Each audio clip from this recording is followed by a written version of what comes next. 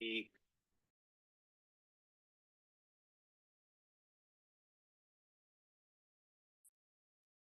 afternoon. We're going to give folks a couple more minutes to join, and then we'll go ahead and get started. Thank you.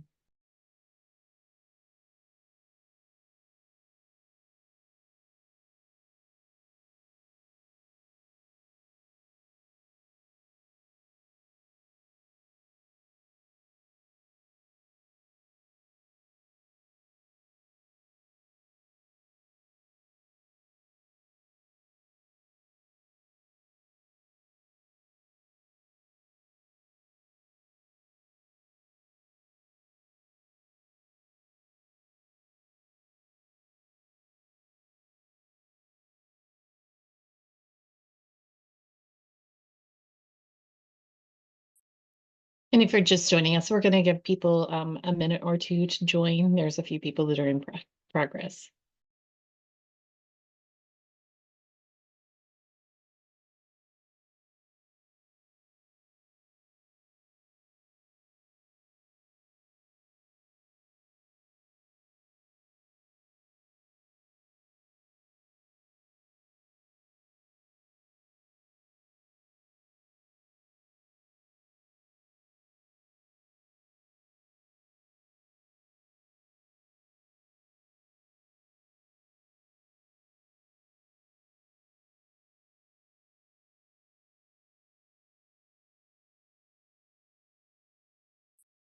All right. Good afternoon. Welcome to the November 14th, 2024 meeting of the Federal Secure Cloud Advisory Committee, or FSCAC. My name is Michelle White, and I'm the Designated Federal Officer, DFO, for this advisory committee. I would like to thank all of our presenters, attendees, and stakeholders for joining us today, and that includes those who have provided public comment. Public comments submitted via the FSCAC public comment form by Wednesday, November 6th, have been provided to our committee members. Before we start, there are a few things that you should know. This meeting is being recorded via Zoom. This advisory committee is also statutorily required under the James M. Inhofe National Defense Authorization Act for fiscal year 2023, and thus formally established under the Federal Advisory Committee Act, or FSCA, as of our charter's official filing date of February 28th, 2023. This committee is considered a federal advisory committee and is governed by the requirements under FSCA. My role as the DFO is to manage the day-to-day administrative operations of the committee, attend all committee meetings, and ensure that the committee operates in compliance with FSCA. The duties of this committee include providing advice and recommendations to the GSA administrator, the FedRAMP board, and agencies on technical, financial, programmatic, and operational matters regarding the secure adoption of cloud computing products and services. The majority of the work of this committee will be focused around the FedRAMP Authorization Act of 2022 statutory requirements, and it proposes to specifically examine the operations of FedRAMP and determine ways that the authorization process can be continuously improved, collect information and feedback on the agency compliance and with an implementation of FedRAMP requirements, and to serve as a forum that facilitates communication and collaboration among the FedRAMP stakeholder community. I will now go ahead and go through a roll call for all committee members. Please let me know if you are here by stating here. Larry Hill. Here. Michael Villacerca. Here. Carlton Harris. Kayla Underkoffler. Here. Josh Kruger. Here. Daniel Payne. Here. Marcy Womack. Here. Bronco Boken. Matt Scholl. Here. Bo Burles. Here. Lamont Yarborough. Here. Nauman Ansari. Jackie Snelford. Bill Hunt, Here. and Joshua Cohen. All right, thank you all. It does look like we do have a quorum established. So the purpose of today's meeting is to continue drafting an initial set of recommendations for the committee's first two priorities. The intended outcome for today is a clear, documented set of initial recommendations for the draft report. Again, these are not final and will not be voted on today. So the goal is to get the recommendations as close to a version of done as the committee feels comfortable with.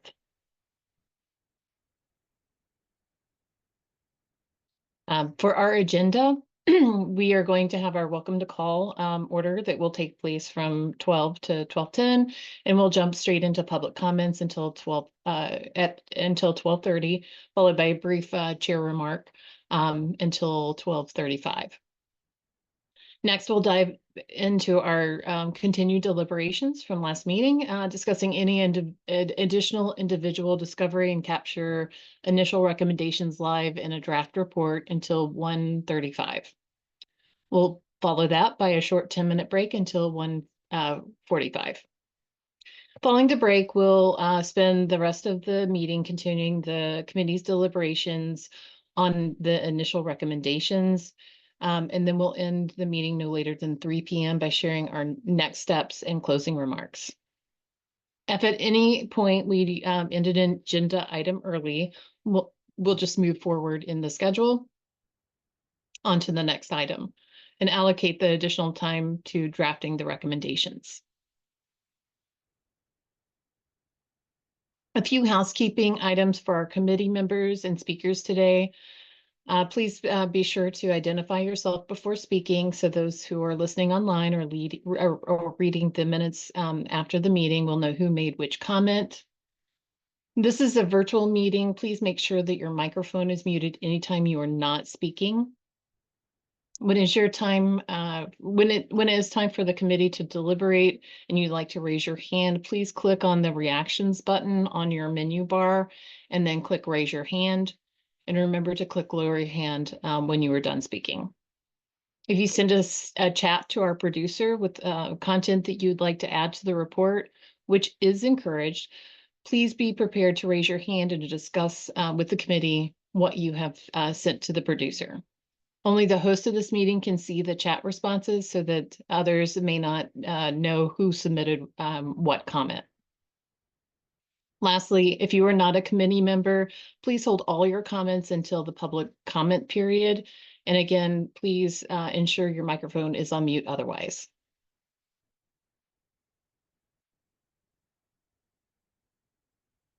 All right, let's go ahead and move to our public comment period for the on our agenda today. At this time, I'd like to welcome members of the public to share their comments.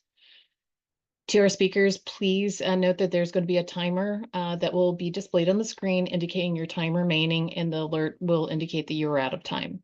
Each speaker is allocated 4 minutes to make their comments. We will be interrupting speakers who exceed 4 minutes, so please speak succinctly and please be respectful of the time.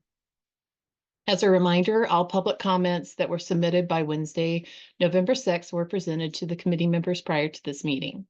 As a quick recap, our producer will take us to our website, show us the location of the public comments that we've received so far.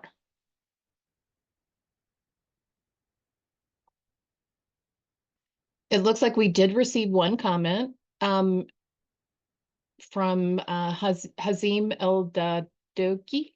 If you are available today, would you like to elaborate on your comment? Sure. Thanks for taking the time to hear this comment out. This comes on behalf of the CSP community. We're wrestling with the FedRAMP ConMon risk management deficiency triggers. They're designed to bring focus to cloud service providers who are not performing adequate vulnerability management. And we definitely agree that it's a critical part of maintaining our a good risk posture. However, there is a challenge associated with that mechanism not delivering the right outcome, which is essentially bringing focus to CSPs who are not doing their due diligence in vulnerability management. And it's primarily due to scale not being taken into account and static risk triggers that are just based on a finite number, irrelevant of the denominator and size of the CSP. So, for example, CSPs who have, well, the way they work is CSPs who have 5 or more unique vulnerabilities aged greater than 30 days normally receive a DFR, or a detailed finding review. The 5+ rule applies whether a CSP is managing 1 million hosts or endpoints or just 100 hosts. And in a situation where CSP has 5 unique vulnerabilities aged greater than 30 days in a fleet of just 100 hosts, which is 5% of their total fleet, that's not patched, they get a DFR, rightfully so. Another CSP might have the same 5 vulnerabilities, same conditions, but they might be managing a fleet of 1 million hosts, which is 0.0005% of their fleet that's not patched within the performance guidelines, but they're getting the same level of escalation. So in a time where FedRAMP programmatic oversight resources are stretched thin, the FedRAMP CSP marketplace is expected to grow at a rapid pace, and CONMON responsibilities are going to increase. We believe FSCAC should formulate a recommendation to enhance the risk management deficiency triggers to not remain static regardless of scale and complexity of a CSP, but rather the deficiency triggers should be more adaptive to vulnerability management at scale considerations. And so really the question is the FSCAC open to making a recommendation to address this challenge? And if yes, how can the public facilitate the formulation of that recommendation?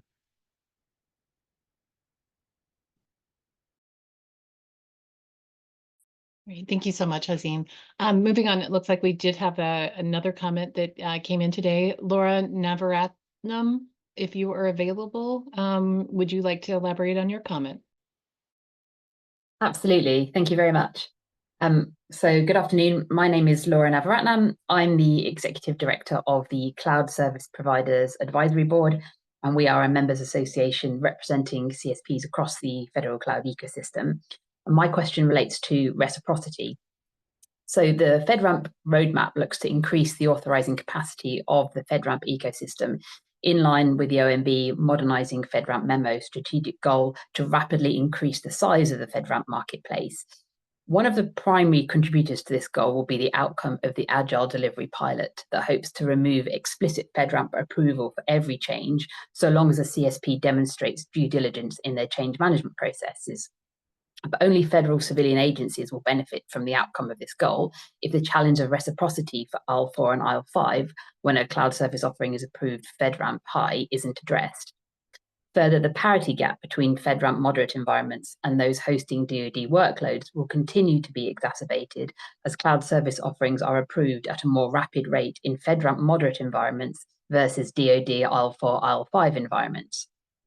Right now, the CR process for DISA and the CSR process for FedRAMP have different lead times, different processes, and required approvals from various leaders within those organizations. This challenge doesn't exist for DoD IL2 workloads, since IL2 authorization is automatically reciprocated within FedRAMP moderate authorization. Would this committee be willing to make a recommendation to the GSA administrator to influence the DoD to integrate the IL4, IL5 approval workflow into the FedRAMP process so that IL4 and IL5 authorization is reciprocated within FedRAMP High authorization, and ultimately mission owners can benefit from the modernization efforts coming to FedRAMP? Thank you very much. Thank you so much, Laura. Is there anyone else that would like to speak today to provide public comments to FSCAC? If so, please go ahead and raise your hand. David, please go ahead. Hi, good afternoon. My name is David Spenich, and I'm a principal at Tandem Gov. And I'm really grateful for the opportunity to speak with the committee today. I did not submit written comments, but I hope this will be pretty clear. I currently work as a principal at Tandem Gov. I work with a lot of companies that ask me one question: how long does it take to get a FedRAMP authorization? And as you can imagine, my answer is it depends. I'm a former attorney, and so that question feels really natural to answer as it depends. But unfortunately for those companies, answering that question is really important because it is necessary for their decision-making processes about whether and how to invest in pursuing federal contracts and whether specific products should pursue a FedRAMP authorization. And because answering that question requires a lot of guesswork, one of the things that I have experienced is the need to conduct better data analyses to answer the question about how long a FedRAMP authorization may take. Fortunately, there is really good data on marketplace.fedramp.gov, and so I do want to commend the FedRAMP program for publishing that information as a transparency initiative. And yet I do think that there's more that can be done. And so today I wanted to ask the committee to consider a recommendation to GSA that would improve the transparency of that particular tool in one particular manner, specifically to provide more information about the queue. So in my experience, it's obviously impossible to know how long a specific authorization may take, but knowing where a particular product or CSP is in the queue, and or which stage of review that particular product or service might be in can help improve the transparency and promote better investment decisions. And at the moment, the only way to do that is to go to marketplace.fedramp.gov or to the GitHub repository, try to infer from the data where a particular product or service is, and make some guesses. And so although I recognize that data publication can be a burden on the FedRAMP program, a little bit more transparency would go a long way to help companies and companies that help companies do a better job of shedding light on where they are in the queue, where and whether they should make investments in pursuing FedRAMP authorizations, and ultimately help the public better understand the need for FedRAMP to have the resources it needs to do its job effectively. Thank you so much. Thank you so much, Dave. Are there any other members of the public that would like to share their comments with FSCAC? Please raise your hand.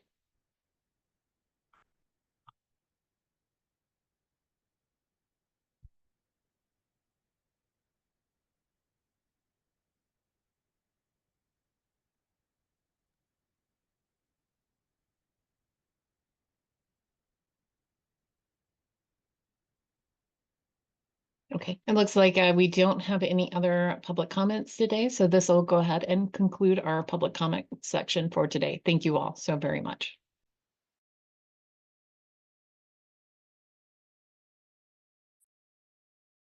So we will now go ahead and transition to Larry, the committee chair, for opening remarks. I will be available to answer any FACA-related questions should they come up. Welcome, Larry. Thanks, Michelle. And I want to say thanks to Laura, Hazim, and Dave for the public comments, and also the comments that we've received in writing, which also, of course, Laura and Hazim did so.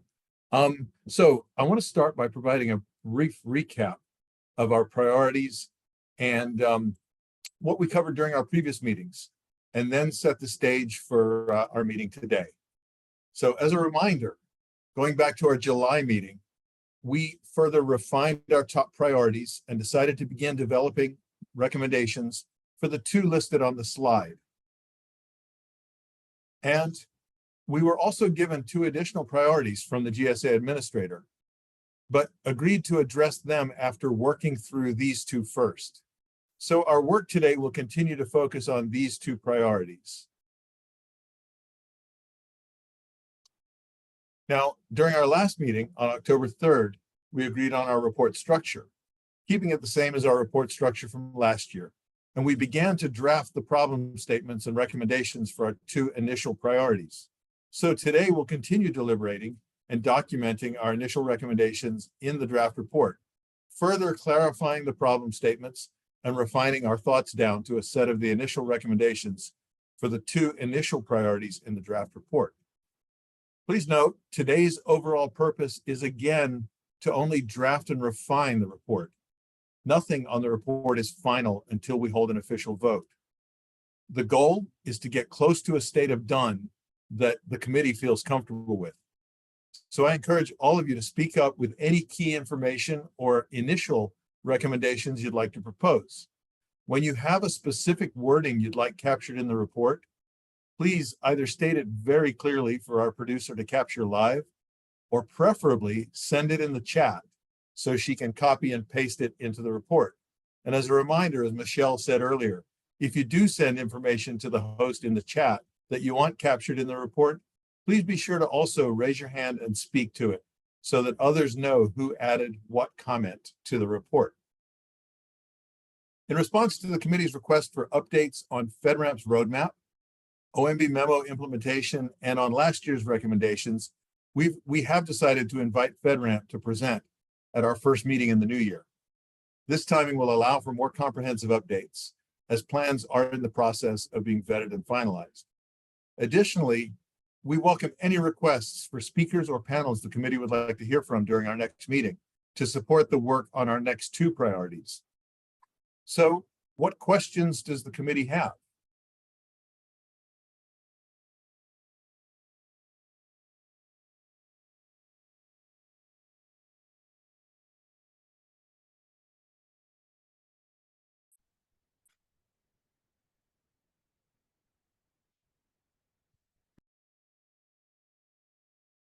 All right. With no questions, as a quick update, I'll give you a quick update on our social media status. Our FSCAC staff are still working on getting a LinkedIn account set up. I recognize this is taking a while, but sometimes things like this move slowly. We hope to have more information in our next meeting on its status. And with that, let's jump into our next item for today.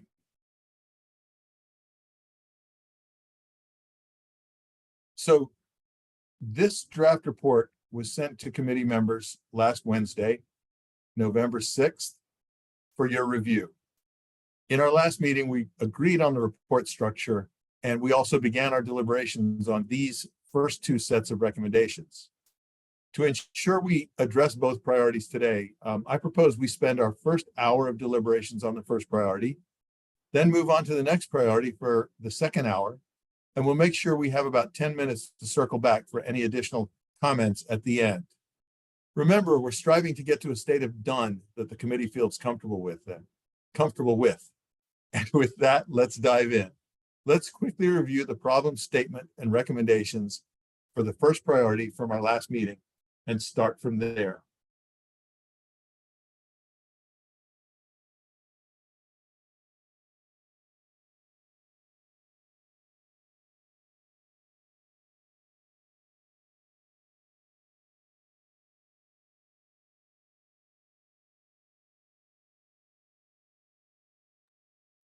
This is Bill from the SEC. Do y'all just want us to just dive right in and start tearing this apart, or are we standing on ceremony here? Bill, we're not standing on ceremony. Just want to give everybody time to read, catch up, and dive right in. Anyone on the committee with initial thoughts, edits, or concerns, either on the problem statement as written or the draft recommendations that we came up with last time. So, Bill, you've broken the ice. Go for it. Well, I think Marcy actually got quicker to the buzzer than me. I'm happy to defer until after she's gone. Oh, you're too nice. Marcy. Thanks, Bill. Marcy with Shulman. So I think, and this stems off of one of the public comments that we just heard. When we're looking at priority number one, in terms of like the significant barriers to entry, like our action, our specific recommendation number one, where it says reduce the time to authorization. My concern here is that obviously this is a big problem to solve, but there are a lot of factors that are 100% out of the control of the CSP that's going through the authorization process. And my question or maybe concern is it worth us recognizing that within our recommendation, saying, you know, there are all of these actions that we're recommending that would directly help the CSP for the actions that they're responsible for and the things that they can control. However, when it comes time to thinking of, well, they've done the implementation, they've done the assessment, they've gotten to, report SAR delivery. How long is that SAR going to sit at the agency and just wait? And then furthermore, once the agency ATO is issued, like how long is it going to sit at the PMO? Again, like all of those things are timed to authorization that are really impactful to the CSPs. And just again, like levers that can be pulled. So I don't know if it's worth recognizing that in this statement. We have addressed some of those other factors in our prior recommendations memo. So I do want to state that. I don't know that we need to rehash that, but at least nodding to those other factors that are not addressed here.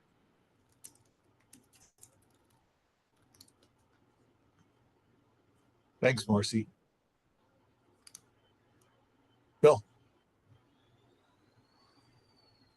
Okay, all of the buttons. A couple of thoughts here. First, I'm just gonna come out and say I kind of just hate number one. I just kind of hate it, y'all. I'm just gonna be really, really frank here. I think that we already have sort of a split out process already. There are different stages that people enter into here, but moreover, as a federal employee, I just can't really kind of get behind the notion of someone saying that they're FedRAMP authorized that aren't really FedRAMP authorized. That doesn't really help me. I can already go to the marketplace and look and see if they're in the queue or not, and that's kind of good enough for now. I also think this overlaps strongly with what we are already doing here in where we're talking about 5A, I think, where we're doing provisional ATOs and other sorts of work around this to kind of allow it to happen. I just think that one is duplicative and unnecessary. And again, speaking for as a federal employee, I don't feel great about it even existing. So that's one struggle for me here. Oh, sorry, I'm jumping ahead to priority two already. I apologize. I am way off the chart. Ignore everything I just said. I'm just jumping the gun and I'm on the wrong page. Okay, Bill, we're going to do priority two in the second hour of today's meeting. Sorry, So, I was looking at the wrong page of my notes. Hey, I appreciate your passion. We will scratch that and get ready to say it all again when we after the break.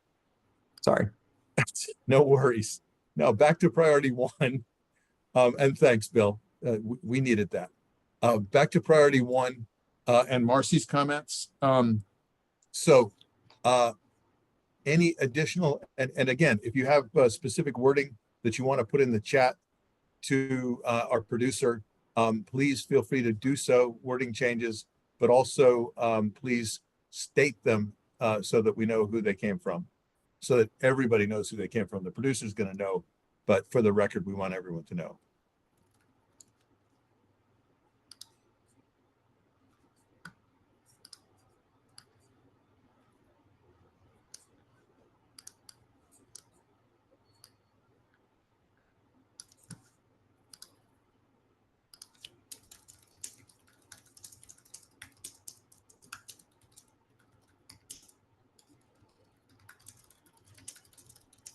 Did everybody get their coffee today?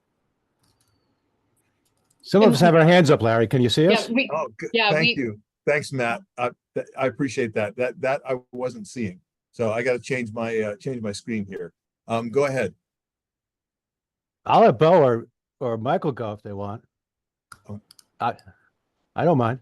I'm not proud. Let me do a quick. Matt, at least on my screen, your hand is up first, and then Mike, then Bo. Okay, so I don't hate one. No, hate's a strong word. I'm trying to. I'm sorry. No, that's okay, Bill. I just didn't want to. Anyway, what I'm, I guess, uncomfortable about one is I'm trying to do some traceability from the problem statement to the action. So the problem statement says barriers due to complex and costly compliance requirements. Mm-hmm. And then our action is reduce time to authorization. And so what I really want to do is link those two in how action one actually will address the problem statement. And I think what we're saying in action one and some of the suggestions will potentially in even the short term before completion or during transition or during phase-in will increase complexity. And I don't know if it will or will not change cost. So I think we just want to take a look at each of these in the context of if our problem statement is complex and cost while it's still keeping security, then our action is to reduce time. I want to, are we saying then time equals cost or time equals complexity? Rather than what we want to do is reduce complexity and drive down cost through these actions. And then one of the potential side effects, it also reduces time. One of the outcomes that could be sought. So I'm just trying to wrap my head around linking those two together. If anything I'm saying makes sense. Makes sense. Yes, it does, Okay. Matt. Yeah,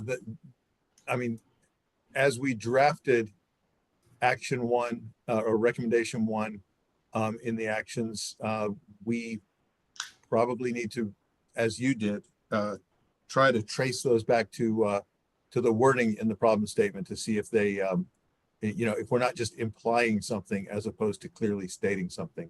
So obviously changes in wording are edits are welcome. Let me call on Michael and then Bo. Sure. This is Mike from Google. I did have some recommendation based off some of the feedback from the CSPs in the public comments on some metrics we could add potentially to this priority. And Darcy is actually adding them in right now. So just adding a new action 4, which would be basically adding effective measurements for 1, 2, and 3. And then I put 3 recommendations. They're just top level right now. We could always add more, debate them, or take them out if you don't think that they're not correct or we need more metrics.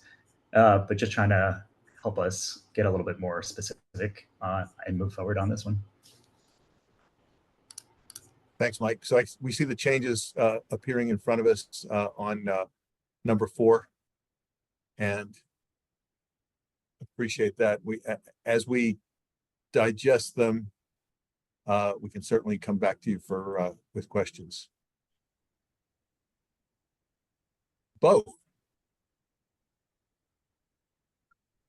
Larry, good afternoon, and good afternoon to all of our public stakeholders as well as committee members. Just administratively here, 1B is really an extension of 1A, or should probably be rolled into the main recommendation because there is no action tied to it. It's just a qualitative statement. We're talking about what the effect would be of a corresponding set of recommendations associated with 1A, presumably. So I don't know that 1B itself is a recommendation. So having said that, I think part of the related recommendation that we can roll into priority number 1, I think we have a challenge, particularly relative to expectation setting. And therein, we can go through and do a better job of defining expectations, particularly around, communication, what quality deliverables look like, transparency, and adherence to schedule. And, as well as going through and providing related material around time to achieve authorization, as Dave Z had talked about, because it is a known unknown. We are essentially a black box of sorts, and vendors are making multi-million-dollar commitments, small and large, and sometimes they achieve a FedRAMP authorization and end up seeing no business coming out of it. So just being able to go through and set those expectations on what a FedRAMP authorization means, what the costs corresponded to those actually are, how much time can actually go into it. And he's absolutely right, it depends. And we can help to clarify the "it depends" answer by identifying a set of prerequisites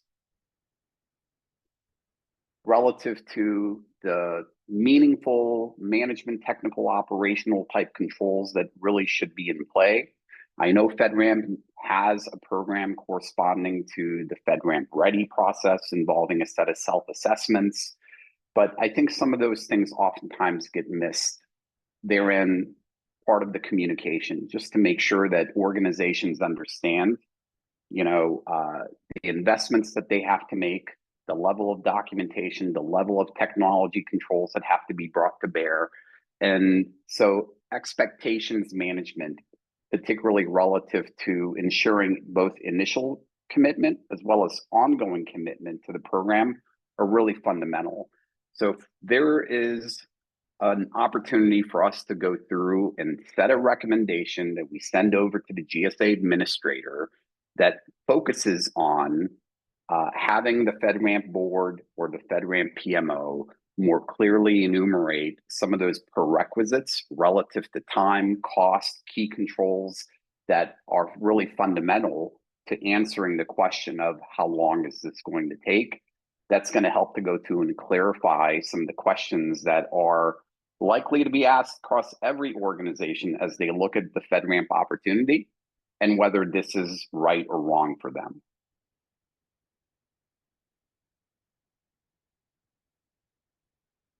Thanks, Bo. Kayla, you're next. Okay. So I wanted to first off kind of taking a look at our step number 1 here within priority 1. And if we're really looking at the priority being identify and publicly document top challenges to propose solutions around the barrier to entry, I'm wondering if 1 in its entirety almost fits better for priority 2, since priority 2 is specifically around expedite authorization process. And in my mind, I think expedite is like timeline related.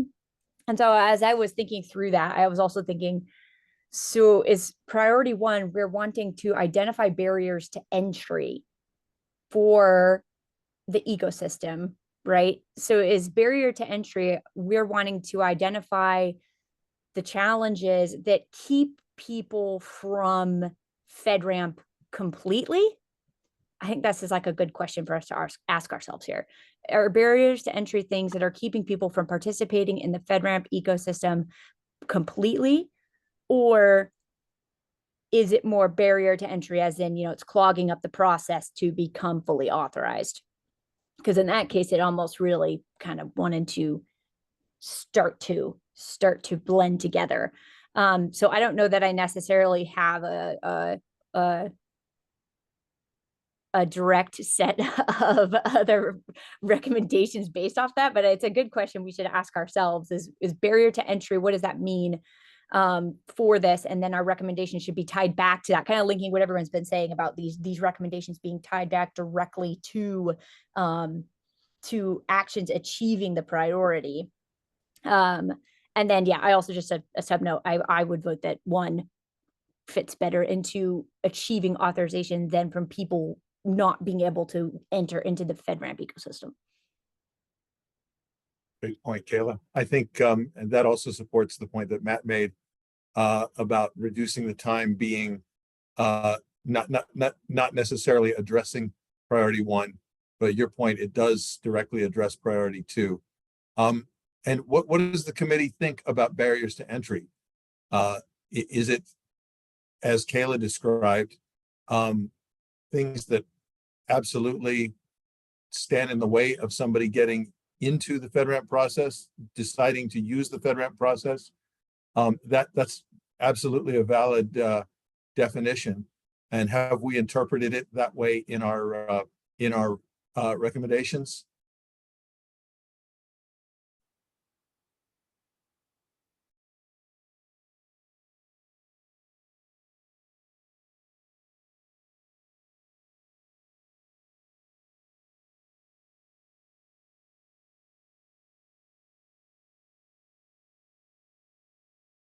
So what about thoughts on moving one down to priority 2. And is there any objection to taking actionable specific recommendation number 1 and moving it out of priority 1 and into priority 2? So we're not throwing it away, we're just moving it.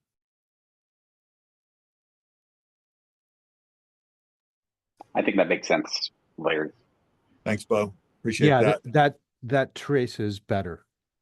Yep. And thanks, Matt, for bringing up the traceability, and Kayla for pointing out that it's a fit under priority 2, which we're going to spend the second hour talking about. And now, Bill, it's no longer number 1 that you hate. It's probably number 2 that you hate, because we just stuck a new number 1 in front of it.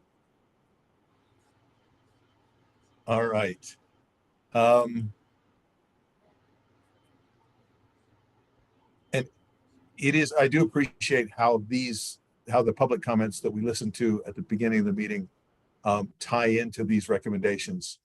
And certainly the things that we recommend here can help address those issues.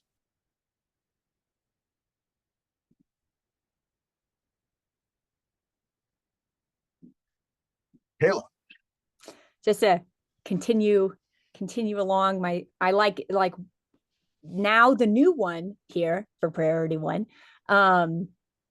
It, like, if I'm thinking through this, I feel like creating this assistance program would reduce barrier to entry, because helping organizations who they're not already they're not in the queue, they haven't even started yet. I feel like this is a good example of something that we can recommend that is actually going to encourage more organizations to try and get into the ecosystem and also help them do that. So I kind of just hoping to circle back to what we think barrier to entry really means. I do feel like this one, whether or not all the details are perfect in it, does fit that mantra. Just want to throw that out there. Thanks, Kayla. Appreciate that. And next hand up is Marcy. Thanks, Marcy Wishelman. So for this, the barrier to entry that we're trying to solve with this, right, is that there are unknown or misunderstood security requirements. CSPs may not know where to start or need additional clarity for the numerous technical requirements that they're facing. I would caution about the realistic nature of this. I think it's a great suggestion, but I don't know that consultation provided by the PMO is really realistic here. I think if we could lean on maybe turning this a little bit to focus on more clarity in what the requirements are and what the guidance is on that versus more like consultative in nature, I think that might be more successful and or realistic in the current like program structure. And more scalable. Correct. Marcy, I think, and that comes back to Bo's suggestion about more clarity, clearly identifying a set of prerequisites. And Bo, you have your hand up next. Yeah, just coming back to 1 again, moving 1 down, the original 1 down to priority 2, looking at what we have residual under priority 1. When we're talking about an assistance program, I think we have to go back and ask and answer the questions, including the ones that were raised earlier, particularly around, what does FedRAMP mean to me? What opportunity will it effectively provide? We need to answer that question. Yes, it's a federal requirement. Agencies have to effectively use CSP solutions that are FedRAMP authorized. Okay, you got that. Next step, what are the requirements? You understand the requirements, you baseline against your architecture in terms of determining the lift, being able to then enumerate a cost impact versus an opportunity statement in terms of whether the investment is going to effectively bear itself out for a commercial organization that has a for-profit motive. And then once we've gone through and answered that, how to effectively go off and find a sponsor organization. So like, I would love for us to go through in the set of actions that are identified or the recommendations identified, ask and answer some of these basic questions, including, setting those expectations around time, cost, how to effectively baseline around initial hard to implement capabilities, technology related especially. And then what do I do to get a sponsor?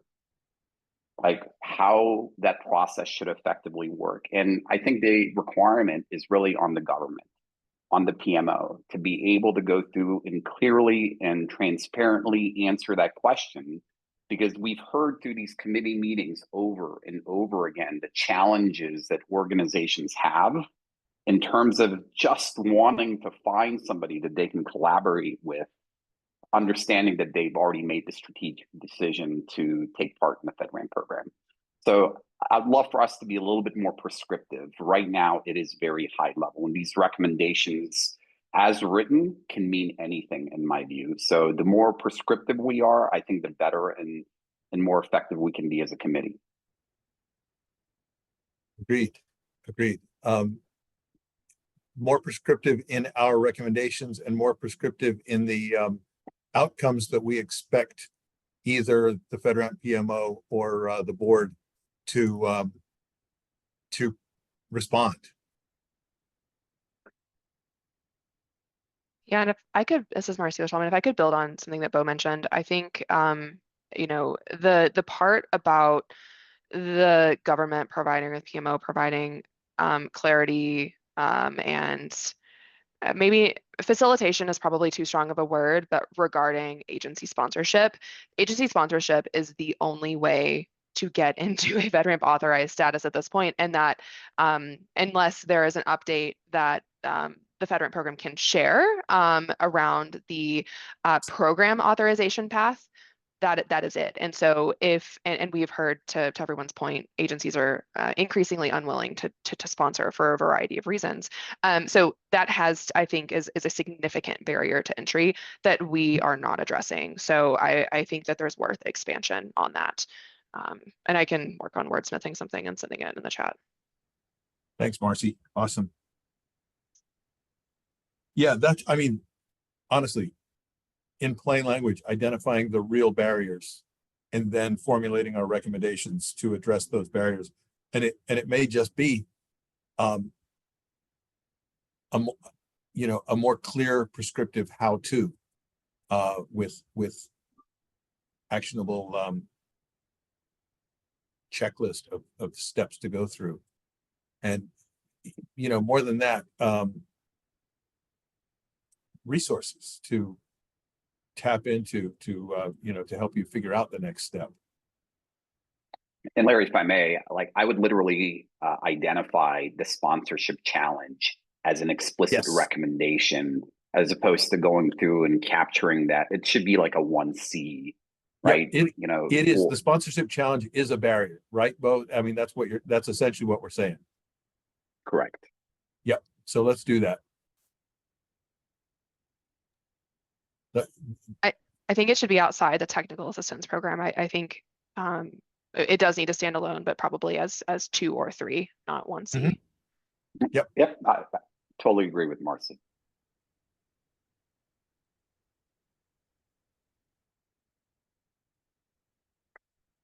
And I think the work product here can literally be a rubric and a guide that helps organizations understand, not only the requirements and the why they have to do FedRAMP, but the how to get started. And I know FedRAMP has a how to get started guide, and this might simply be a correspondent update to that or a standalone document that helps to go through and navigate the key milestones, the key decision markers around being able to go through and achieve. Because the short answer right now is they reach out to the PMO, and sometimes it's bring me a rock. They reach out to our 3 POW organizations that are providing advisory and consult basis, and they only know what they know. And not to say that there's a challenge gap there, but they're probably reaching back out to the PMO, and it's just best for the PMO to affirmatively state exactly what the pathways are and, you know, how to effectively navigate those.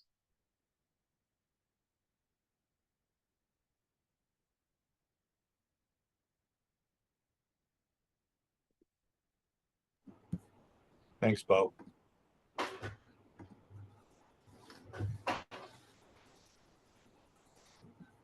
Mike. Hey, this is Mike from Google. I think we have multiple prongs on this particular challenge. And so, like, I'm looking at it from the perspective, right? I think we should definitely instruct the GSA administrator, or advise I should say, to tell the FedRAMP PMO, like, we should establish criteria that helps federal agencies determine the most appropriate CSPs and 3PAOs for them to engage with. We should also most likely simplify the process and ensure consistency and standardization of the agency selection process from the FedRAMP PMO. And then we should also potentially build and streamline the onboarding process for the CSPs along with agency needs. So I feel like there's like multiple pieces of this, right? Because it's going to be agencies, CSPs, 3PAOs, and the FedRAMP PMO. So there's 4 different distinct roles in this that are all going to be impacted. And I think we should clearly call out all 4 of those roles, the processes that need to be standardized for selection, and probably even like hopefully maybe like guidance on an implementation timeline, since this is the most impactful thing that is preventing the queues from being burned down today, as reported by the CSPs, right? Because they either don't have an agency, they don't know how to select an agency or engage an agency, and they haven't been getting support from the FedRAMP program.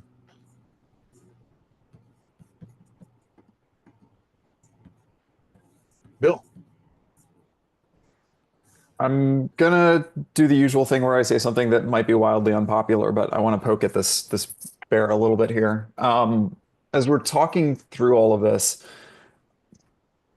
it kind of springs to mind that, again, I have run small businesses, I support small businesses, I want small businesses to thrive. Not all small businesses with a cloud product are suitable or even useful to the federal government. And it's also, this is still a very, very expensive and time-consuming and laborious process to get through all of this stuff. I'm wondering if having more clarity up front about the process and the requirements and what actually goes into all of this, for a business to really quickly understand, like, is this within something that I really want to do or not? So they don't have to go through the frustrating experience that we've heard from our commenters in the past of, you know, years of waiting and going through and doing the Bring Me a Rock exercise and all of this sort of stuff, and then realizing there might not even be a market there for their products at the other end when they come out the other side. You know, I feel like there's some very, very basic guidance that could be given that says, go look at the marketplace. If you see something that looks like your existing product, you might not want to go through all of this, y'all. This might be a very, very expensive process for something where the government doesn't need your service as much as ones that already exist that already solve that. And again, I know that's not necessarily the thing that people want to hear, but you know, there's 2 sides to it. Just by being a small business as a technology project doesn't mean that you by default just get the right to work with the federal government. You know, that's why this process exists. And, you know, the other hard truth is once you come out the other side, that doesn't mean that you necessarily are going to have a customer. So I'm saying all of this out of love because I don't want to see anybody have to go through all of this and not find that it was worthwhile. I think that is a fundamental fail for the federal government. If people are going through all of this and spending all of this money and they're not seeing that they're actually getting sales as a result. So, you know, camping onto what everybody else is just kind of like poking out there a little bit, I think part of the guidance that we should be putting together is talking about what all of this actually means in tangible terms, what the timelines look like, you know, what the costs associated could look like, and, you know, actually just be really, really transparent about, like, you know, some of these criteria that I don't feel like we were being very frank about and upfront about today. And yeah, does agency sponsorship mean that the agency wants to use you once you get through this or not? Or will any other agency want to use you, right? Absolutely. Hopefully the sponsoring one does, because otherwise you've got real problems there on both sides of the fence. But above and beyond that, yeah, 100%. Bo. Yeah, let me give a little bit of voice to what Bill says. Like, you know, as like some of our peer agencies here, we facilitated FedRAMP authorizations for dozens of vendors, and today are actively sponsoring 19 cloud service providers. And for those cloud service providers that we're actively sponsoring, it is a win-win type relationship where there is a fundamental need to be able to go through and actively support the agency mission. And we have an able vendor partner that is active and committed to the FedRAMP program, both initially and on an ongoing basis. So it is a true partnership, and it's a collaborative partnership. I wanted to just highlight maybe a third area here.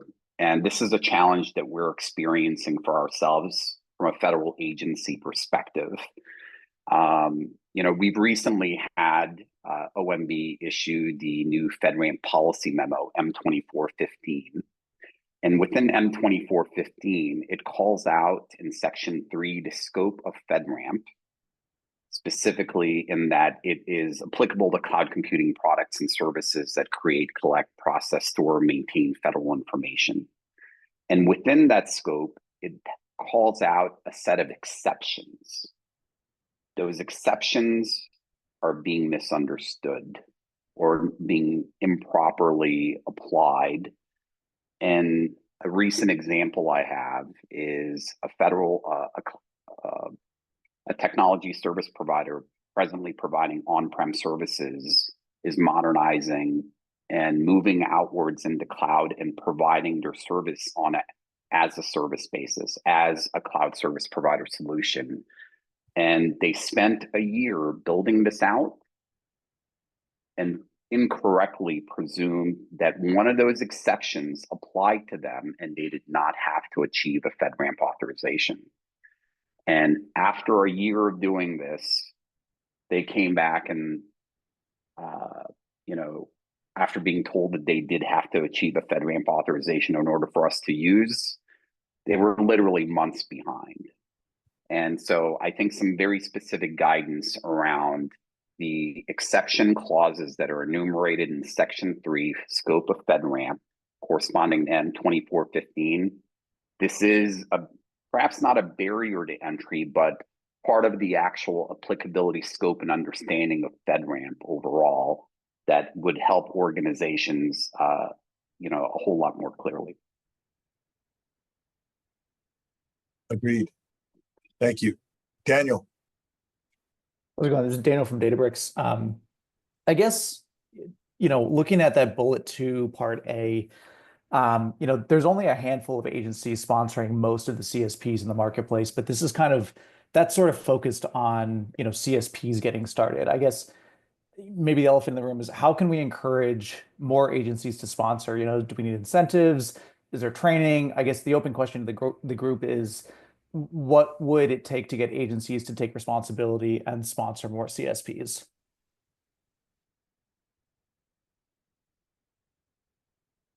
Bill. Bill Hunt, SEC. Money, that would be the answer to your question. Money. Appropriations are tight.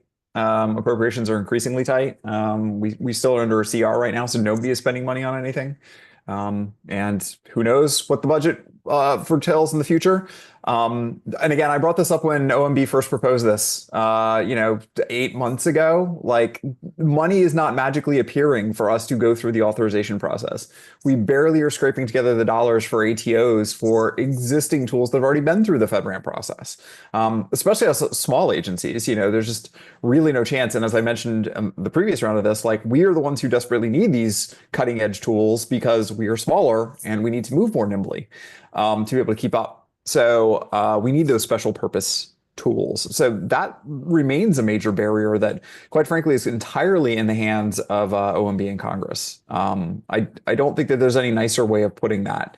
It is fundamentally a lack of resourcing that makes us unable to sponsor these things. And again, we should be documenting that. We should be upfront about it when we're talking about finding agencies to sponsor this. There are very few agencies that have the dollars these days to do this. Thanks, Bill. Kayla. So hopefully, I'm actually now very much looking forward to our New Year update from the FedRAMP PMO around specifically the PMO being an entity that is able to sponsor / authorize new services, new CSPs into the marketplace. Because if sponsorship from an agency comes to a hard wall of it's just not going to be feasible, there is no other solution unless PMO is, and I'm probably over exaggerating that, I know I am, but there is no other solution except for the PMO being that backup. And so I'm very excited to hear about how that's going. How is the adoption of the PMO being able to sponsor these? And I might even be using the wrong terms here, so this is going to be, I think, good for the group to chime in on, because if there's no other way to help that for the agencies, then the PMO is the only other way to get these organizations into the FedRAMP marketplace in order for agencies to be able to use the newest, most awesome technology. The one thing I would hate to see is a small company that has the coolest thing out there, looking at the FedRAMP marketplace, seeing an incumbent in there and saying, oh, never mind, I'm not going to go for this because the incumbent is already there, and FedRAMP is expensive, and it is true, it's not guaranteed additional business on the other side of that. So sorry, government, you don't get to use my awesome thing I've made. And I would hate for that to happen for sure. On top of all the other, we want FedRAMP to be successful in order to provide secure solutions for the government to be able to benefit. So yes, sorry, maybe that was like a bit more of a ramble. Oh, sorry, wrapping up. Can't wait for the PMO update on that. I appreciate that, Kayla. And I know folks from the PMO are taking notes on what we discuss here today. And I'm seeing hands and Bill, Matt, and then Bo. So Bill first. Thanks. Maybe we can just riff on what Kayla was dropping for a second there, and maybe bounce back and forth a little bit. Because I mean, again, I'm kind of torn across this notion.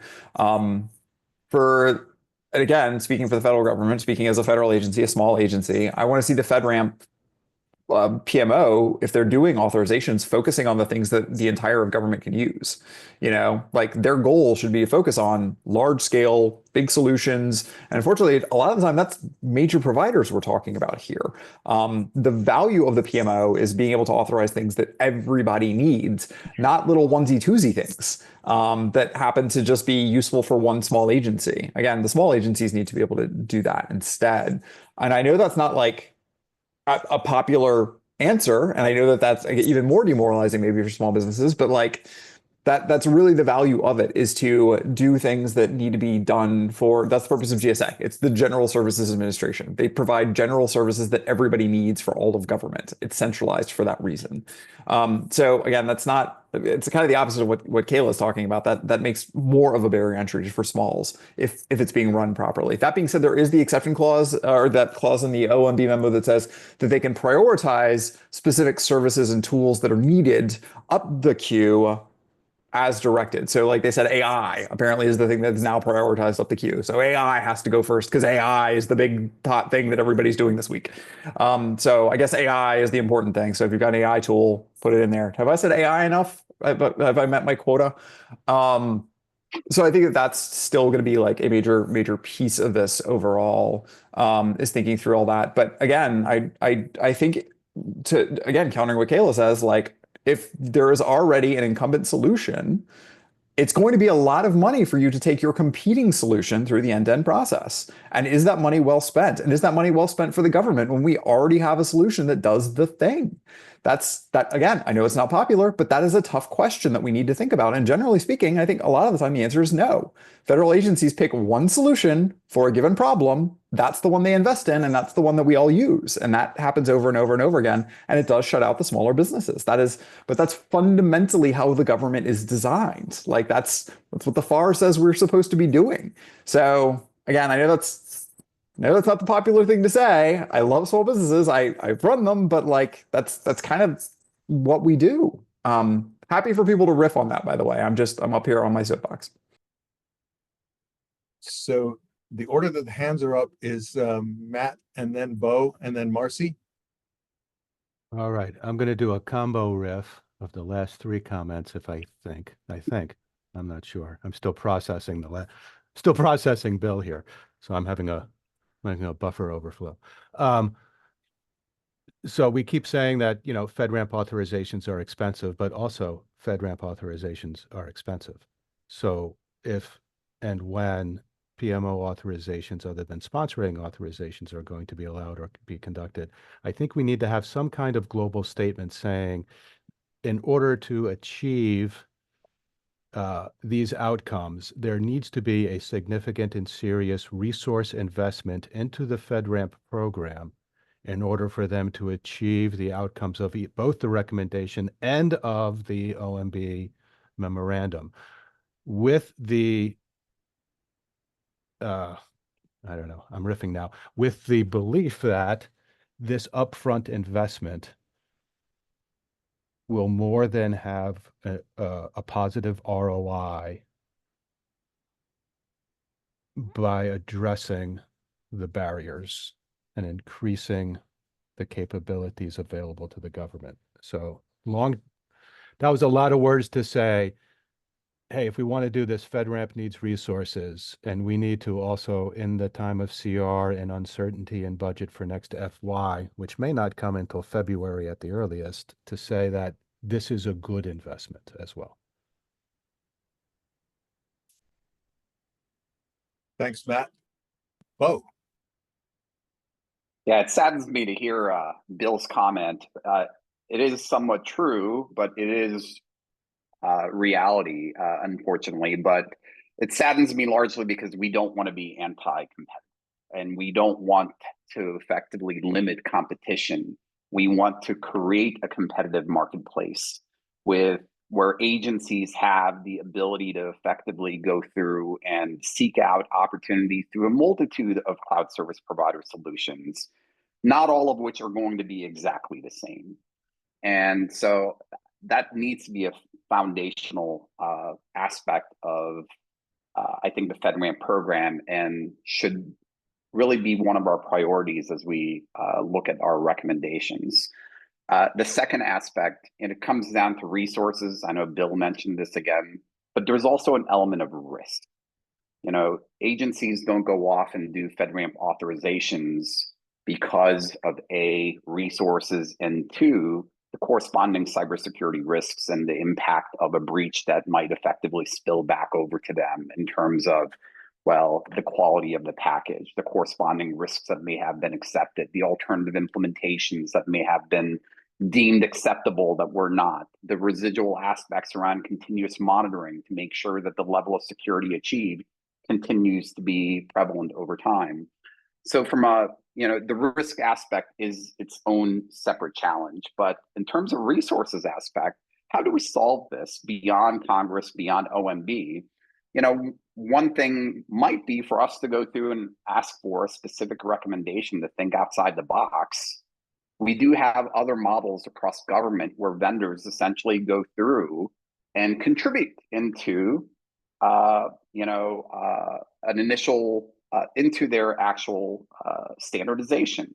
If you're going through a NIST lab, for example, to be able to get your FIPS object module certified, I believe, I could be wrong, Matt, please correct me, where vendors essentially go through and provide a fee to be able to make that possible.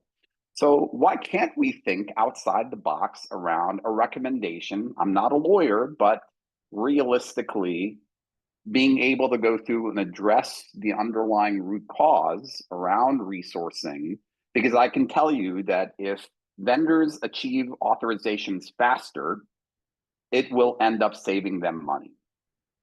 And will create for that more dynamic market opportunity that we're looking for, ensuring that agencies actually have a competitive marketplace. So, Bo, let me respond, because you are correct.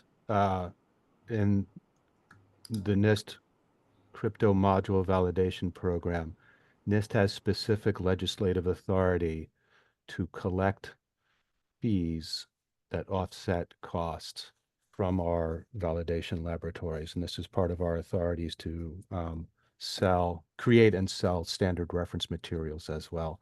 FDA also does this as part of their process for medical device reviews, where they not only collect fees, but for the FDA, you can also pay a higher fee to expedite your process for that compliance activity as well. So there are other models that other agencies use to assist with costs.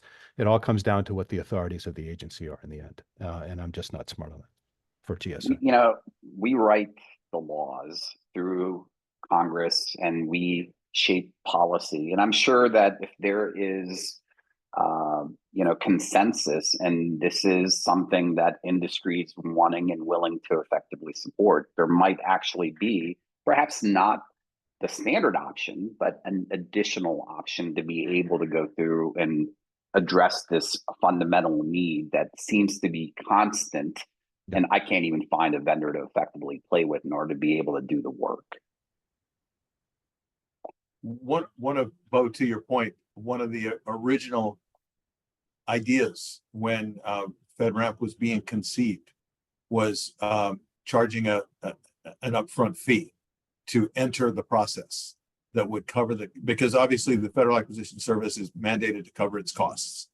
And that's a way of charging an upfront fee to enter the process, that fee would be levied that would cover the costs of the government services provided in the FedRAMP process. So that's we can make a recommendation to that effect. Just the cost recovery model to be able to go through and ensure that no one's looking for a sponsor. The resources are there, whether it's through the PMO, and that essentially capitalizes on the ability of the PMO to be able to go through and scale operations. Yep. And I'll be honest, we should not be placing all our eggs in the PMO basket, largely because they too are resource constrained. Yep. It's just going to be another avenue, but it's just one more avenue together with the existing set of agencies. It's not going to effectively address the actual demand constraint that we have.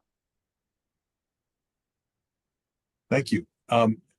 So Marcy and then Jackie. Thank you, Marcy with Shaman. So I wanted to go back to one of Bill's comments about like the government-wide, you know, perhaps putting some restrictions in place on like the program authorization that the PMO would be doing, and that, you know, the CSOs authorized through that manner would need like government-wide demand, et cetera.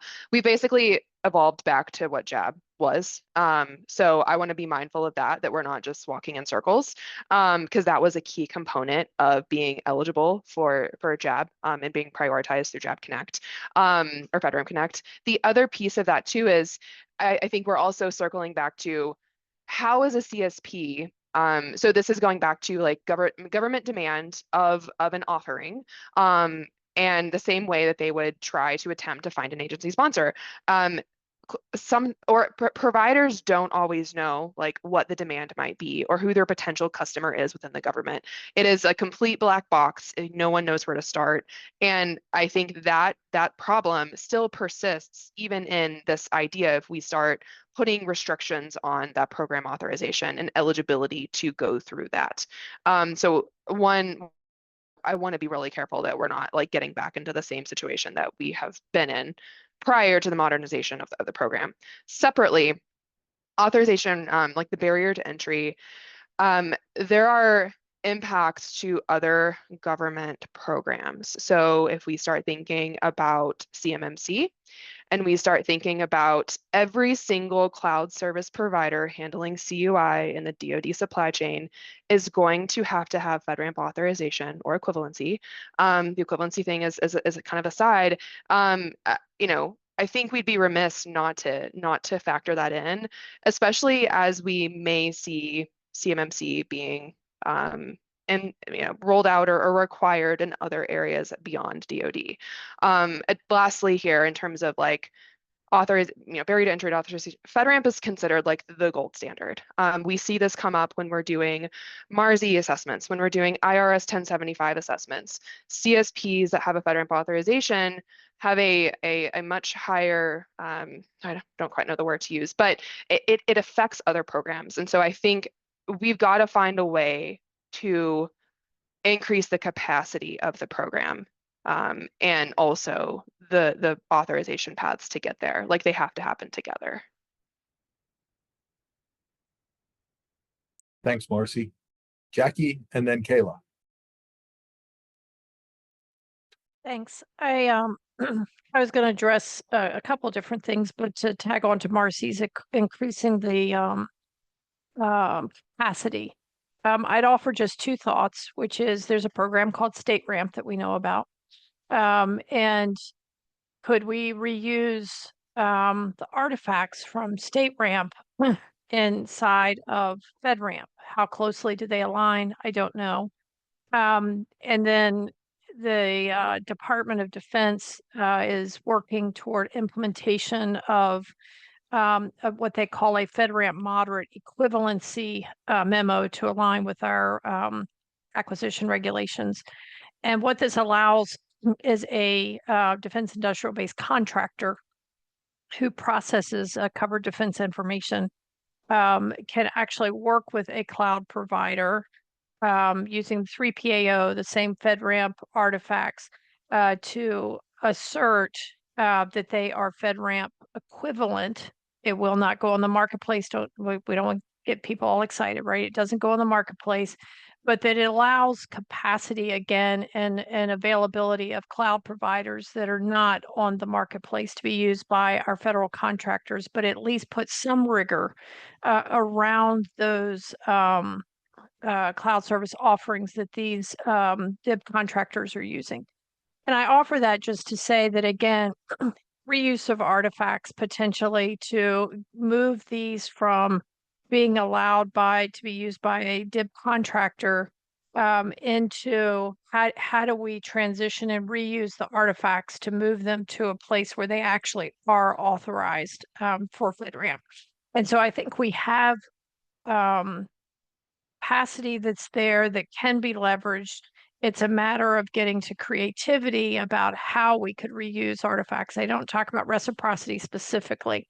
Reusing the artifacts, making sure that the risk is okay, making sure, and then what's missing. And so, again, this is capacity. State Ramp has got, I mean, they're everywhere, right? And the DIB contractors, huge organizations, broad reaching. And so, again, how do we start to collect this information to figure out what could be reused? And then my last comment is really just on the the documentation and the processes and procedures. And I don't know the answer to this question. Hopefully we can get this. I don't know how much of FedRAMP's documentation and processes are actually worked with the cloud providers or commented on by the cloud providers, soliciting feedback on what is the burden of this? Does this make sense? How does this impact your cloud provider? What is your comment on these processes? Is there a different way to do things that would be easier for the cloud providers? Clearly in the government, we don't necessarily have the same perspective as a cloud provider or as industry does. And so a tighter partnership, even if it's with the cloud security provider advisory board, using them as a partner to help us understand where our policies and procedures are not easy to understand, they're difficult to comply with, they're missing a specificity, which is a big one.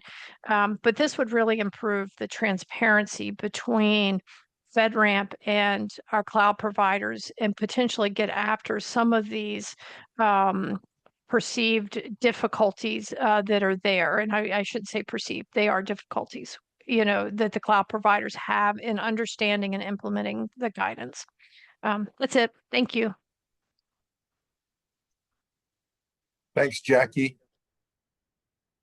I think, Marcy, is your hand still up? I think Kayla is next. Yeah, let Kayla, I still have more, but we can circle back to me after Kayla and Bo. Okay, thank you. Okay, Kayla here. So I did also want to throw in just another kind of anecdote about the definitely increasing capacity, because one of the other things that's it's a positive really side effect of FedRAMP is that it's up leveling everybody's security, right? Not just the organizations who are specifically going in to serve the federal government, but the truth is if you are a commercial entity working with a FedRAMP authorized commercial entity, they want you to be FedRAMP authorized as well. And so while it has both positive and negative side effects, because it of course drives costs up for everyone because we're talking about how this is an expensive process. But it also increases the security across the board, which is a great goal. But I think that's something for us to keep in mind, is that not only we're obviously focusing on the actual FedRAMP authorization process for the government to be able to use these tools, but the byproduct of that is that commercial to commercial, there's also a drive for the general vendor ecosystem to also be FedRAMP authorized. So it's raising the tides all the way around, but it makes it even more critical that we increase capacity and that we do allow and enable more organizations to be able to achieve FedRAMP authorization. Anecdote, sorry, not necessarily for notes, unless we have a good way of turning that into a note. I would love the conversation there. The theme of increasing the capacity is definitely one that we need to capture and build into our recommendations. So absolutely. Bo, then Marcy. Thank you, Larry. Bo Burles, GSA. Laura Navaratnam from the CSP Advisory Board during the comment period had talked about a recommendation to integrate IAL4, IAL5 workflows and have that reciprocated to FedRAMP High. And, Jackie just talked about StateRAMP, which is awesome. I think it would behoove us to go through and expand recommendation 2F to capture the reciprocity opportunity between DoD IL4, IL5 with FedRAMP High. That is, I think, very valid recommendation, and I absolutely support it. And 2, certainly going through and looking at these other opportunities, including StateRAMP. And then, when you look at the context for M2415, that policy memo did go through and open the opportunity for other paths to authorization. And it talked about, alternative pathways that, provide for the level of security that we need commensurate with risk. And, so StateRAMP, absolutely, at certain levels, whether it's a low, whether it is a moderate. And then, industry, broadly speaking, comports with the SOC 2 Type 2 security audit standard, and which is really focused on assessing a company's security controls initially and over a period of time. I'm not suggesting that it's commensurate with moderate. It's not certainly not at high, but at low impact, it might behoove us to go through and take recommendation 2F and expand that a little bit more broadly to focus around the IL4, IL5 reciprocity with FedRAMP High, talk about StateRAMP, and talk about market opportunities around SOC 2 Type 2 security for low. And that would essentially go through and kind of release some of the pressure corresponding to usage of some of these existing authorizations to be able to support another recommendation that we've talked about previously around this notion of step-up authorizations. Like, can we start up low with, on a risk basis, maybe with a SOC 2 Type 2, maybe with a StateRAMP authorization that we can then kind of graduate up to a FedRAMP moderate over time. Over.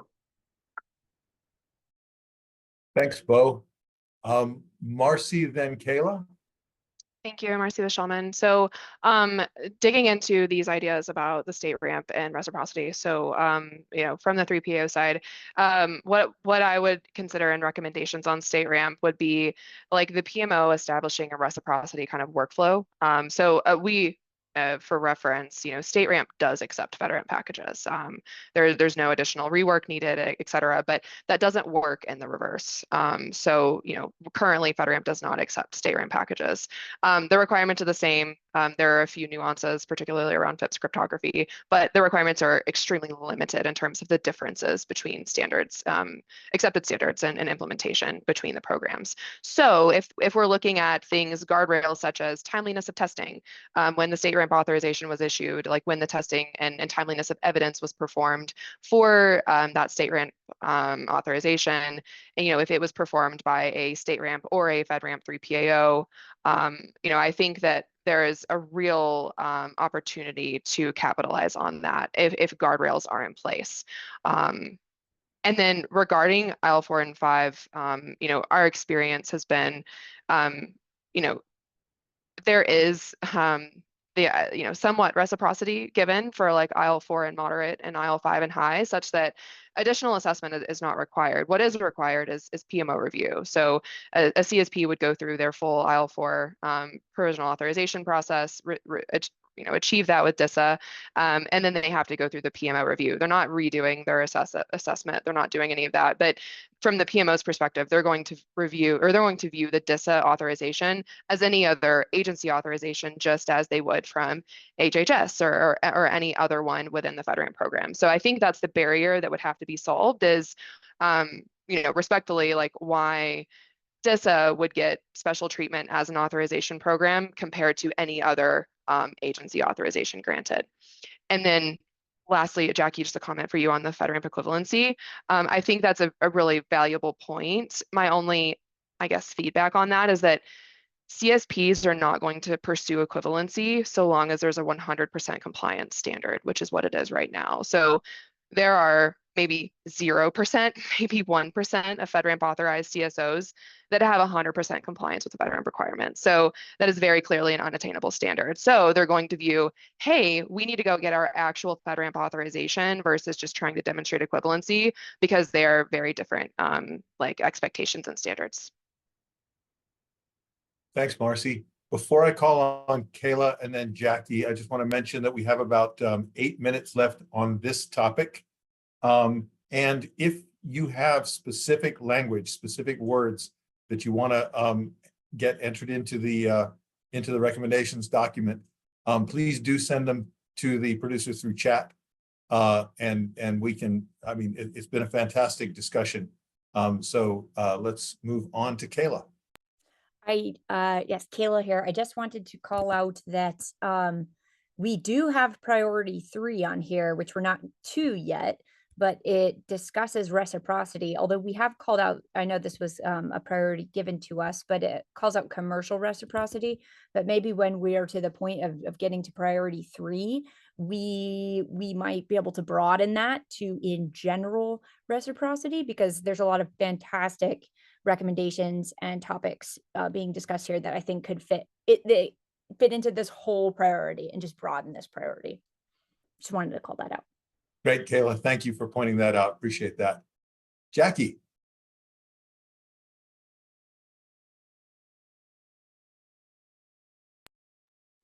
Okay, I was having trouble coming off of mute. Sorry about that. I just wanted to address the reciprocity issue. In Rev 4, DoD has complete reciprocity with FedRAMP High. And so a FedRAMP High authorization reciprocates an IL4. And FedRAMP Moderate, we take the body of evidence and we reuse and we uplift to an IL4, 38 controls. To get to IL5 is 9 additional. So we actually reuse a substantial amount of the work that has been done. We do have general readiness requirements of connecting to our NIPRNet, similar to the TIC. So there's some things, using FSCAC, MFA for authentication. So we have about 10, what we call just general readiness requirements that the cloud provider has to do. But we do have full reciprocity. What we do actually, and this is, again, when you talk state ramp and FedRAMP, I would use this as a good model, is that when we go in for an authorization, if it is a cloud provider that knows that they want to do DoD business, they make sure that the parameters are tested, the additional controls are tested. So we've worked really hard to make sure that we educate the cloud providers. And I think this is a key to say, when you go in to be authorized, say we're going to test the full body. So we pay the 3 PAO once. We make sure that all of the requirements there. test once, reuse multiple so that we can do the full authorization. So I just think that's a really good model that can be looked at. And I will say in Rev 5, under NIST Rev 5, we actually have, and I'm so proud of this, less requirements than the than FedRAMP. So I don't know where we're going to sit on getting everything tested and who's going to validate those extra controls, but we do have less requirements. And so it's all published, but we do reuse, and I would encourage everybody to reuse ours. There's very, very little difference in the requirements. It's really how we implement the cloud provider so that it operates within our NIPRNet boundary. So that's it. Over. And Jackie, I will call on Bo, but do you also, Bo earlier talked about us being much more clear and upfront about the prerequisites and the expectations. Do you have a model that does that establishes that so that CSPs understand much more clearly when they enter the process? We do. We have a cloud security requirements guide that outlines all of our requirements and what they have to do. We use the exact same processes as FedRAMP. So we use the RAR, we do a kickoff meeting, we do an architecture review, we go over all of the requirements. One of the big things that we have found with any cloud provider is that we make sure that we understand what the SAP looks like, and we approve the SAP before we go into 3PAO testing. We don't want a cloud provider going into 3PAO testing and then come to us and we say, you missed something, Right. So again, it's that understanding. And I forgot, Marcy mentioned, we don't want DoD to get a fast pass, right? So one of the big things that came out of our first year of recommendations with GSA was to allow any of the agencies to have their processes reviewed, so that if they met FedRAMP standards, that the authorization, they would do what they call a low touch, and they would do a spot check. So it's not the complete review. So DoD has done that. We piloted that program in the past year, so that DoD, because right now we have almost 100 cloud service offerings under a DoD PA. And so that's almost a third of the marketplace. And so we do have we did get through that low touch process with FedRAMP, because we reuse all of the same processes, procedures that FedRAMP does. Really probably the only difference, and this is a difference across everybody that validates a control, is what does compliance mean? We all don't have the same interpretation of a control. And you're not going to have pick any 5, you'll probably have 1.5 that agree that the other is correct. So anyway, it is not a pass, and it's not complete reciprocity, but it is a low touch review so that it can expedite. And so I would encourage other agencies to actually go through that. I don't know if they formalized the process from our pilot, but we both found the pilot very helpful and useful in evaluating processes and procedures. Well, Thanks, Jackie. That's great. We should follow up on that to find out if that has been formalized and what the outcome of the pilot was. Bo, you got about the last 2 minutes, I think, Bo, of this particular set of discussions. Jackie just rang true all through this her entire comment. But two thoughts here. Each of the the organizations that do sponsorships, they actually have much of what we're talking about. Sounds like DoD does, GSA does as well, and it would behoove us to be able to pool that material and collectively share out, such that the engagement, the kickoffs, the prerequisites, the schedules, the costings, the briefings, the correspondent prerequisites that we look into are clearly edified and communicated outwards in an open and transparent manner. So one thought. And then the second thought I have to echo, and I love Jackie's fewer controls comment, largely because the set of controls corresponding to the FedRAMP baseline, they've essentially stayed largely intact and grown incrementally over time. And, I think foundational question as to the controls has to effectively start from why does the control exist, and how does it specifically address an inherent risk specific to cloud and a deployment model or a delivery model that is separate and distinct from a traditional type service or solution that is hosted in a non-cloud type environment. And all that is to say is that a recommendation to go through and review the FedRAMP baseline to ensure that we're focusing on the things that really matter versus things that are nice to have, but are not necessarily conducive to addressing an inherent risk that is specific to cloud. That has always been an opportunity, and we can perhaps seize that as a recommendation and make that as an action. Thanks, Bo. It's a great way to close out the first hour of our first discussion on our latest discussion on priority one. And I really appreciate what a great discussion. I know that staff's been really busy capturing everything that was shared. We are going to take a break for 10 minutes. I can't wait to get back in and start talking about priority number 2. And I think we'll let Bill go first. But thanks, everybody. Let's take a break. Let's come back at 1:45. Welcome back, everyone. Let's go ahead and continue our deliberations on the committee's 2 initial priorities. Larry, over to you. Thanks, Michelle. That's all right. Let me get my food out of my mouth here. All right. So, looking at our second priority, let's take a quick look at what we've written as a problem statement, as we did in the first hour.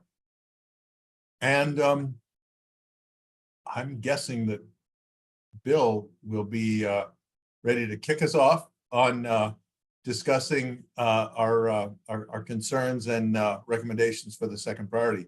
So with that, Bill, I'm gonna move to you. Allow me to reintroduce myself. Bill Hunt, SEC. Let me start with the pedantic one first. Number 4 here states task OMB or FedRAMP board or FedRAMP PMO. Again, just being pedantic here, the GSA administrator does not tell OMB what to do.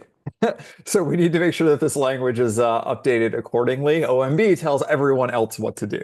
At the bare minimum, we can beg OMB to do things, but that's about all we're gonna be able to do. So that's page 4. Am I on the right section? I should be on the right section this time, I think. It was number 5. You just had inserted the number 1, so everything slid down. I'm still going based on my document. I'm sorry. Number 5 now. Everything is 1+. So that's my pedantic comment. We just need to tighten up the language and make sure whatever it is we're going to say there. But absolutely, should you not in a document to anyone say that you're going to task OMB to do anything unless you're the president. So moving on to the more meaty bits and pieces of this, I think what Bo was saying leads in very well to kind of my overall concerns around a few of these. Let me adjust all my numbers as I'm going here. Number 2, which as I stated before, I despise. Number 6A, and then number 7, and specifically around like 7C. So I think all of these pieces of this I'm really queasy about, especially what the last thing Bo was saying. For me, and I think for the government on the larger scale, the purpose of FedRAMP is not to just assess the controls that are specific to cloud.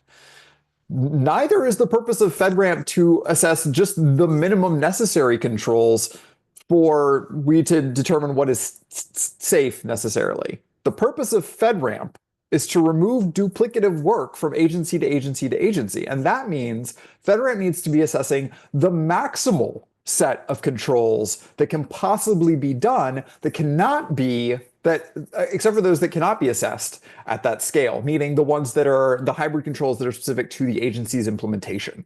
So from where I'm sitting at a small agency, I am going to fight tooth and nail over the notion of reducing the controls necessary to receive a FedRAMP authorization, unless NIST has removed that as a control from their baseline at whatever low, medium, high it happens to be. Because at the end of the day, the purpose of this is to save money for the federal government by not having to reauthorize a product over and over again. If you shrink that control set down, what we end up with is agencies have to do more work that's repetitive, which was the whole reason we started this program, is to stop doing that. So for all of these in that section, I am going to continue to scream and yell over this topic. We cannot reduce the amount of controls that the FedRAMP team is responsible for. We can certainly change how we talk about those controls. We can prioritize the ones that are harder up the pipeline process. I'm fine with all of that, but I'm absolutely not going to be on board with the notion of removing any of the controls, because that's just more work I'm going to have to do. And as mentioned before, I have no budget. So that's my overall statement here. But again, that mainly impacts item 2 here. Again, I don't love the notion of like splitting this up. I don't love 6A as written. And again, I don't love 7 and around figuring out 7C. Again, prioritization is great for me. I don't want to remove anything. That's my big statement here. Sorry, Bo, go ahead. Hey, Bill, thank you for that. Bo Burles, GSA. So just to be clear, the current FedRAMP baseline is built on top of the existing FIPS 199 low, moderate, and high baselines, and then adds controls on top. And the controls on top, I should say that I was there 10 years ago in helping to define the initial control baselines, for low, moderate, high, specific to FedRAMP, representing GSA, along with Kevin Delaney from DOD and the CISO from DHS. And the discussion largely was aligned to what was stipulated in those organizations' organizational cybersecurity policies. In the case of DOD is, hey, we require these things. These things need to be in the FedRAMP policy. DHS likewise, and GSA to a certain extent, likewise as well. Controls really need to be specific to threats and risks that are commensurate with the environment of operation, the types of service, the associated data and impact and sensitivity of what we're doing and what data we're effectively exposing. So, and that baseline has positively moved forth with additional controls over time that are cloud specific. But what I will posit is that there are a lot more controls in the NIST 853 catalog that are not selected in any baseline or are inclusive in the FedRAMP baseline. So if we wanted to go through and feel really great about ourselves, we should just go through and apply every control from the NIST baseline, from the NIST catalog. But that's not what we do. There are a whole lot of controls in the NIST catalog that don't apply to low, moderate, high, or are not in the FedRAMP low, moderate, high baselines themselves. So all I'm saying there is that we need to go through and make sure that we are looking at the controls to ensure that they are commensurate with risk associated with the types of information that are being exposed, and 2, factoring cloud-specific risks, environment-specific risks, and increasingly the integration risks that we actually are facing with one cloud service provider being stitched together with another cloud service provider to allow us to be able to run workloads and microservices and container spaces and things of that nature.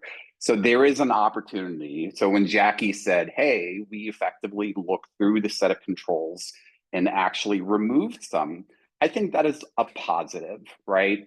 But these things need to be threat informed. If we want to feel good about ourselves, then we should literally go through and eliminate all baselines and mandate every control from the NIST catalog, regardless of impact level, which is something that we don't do.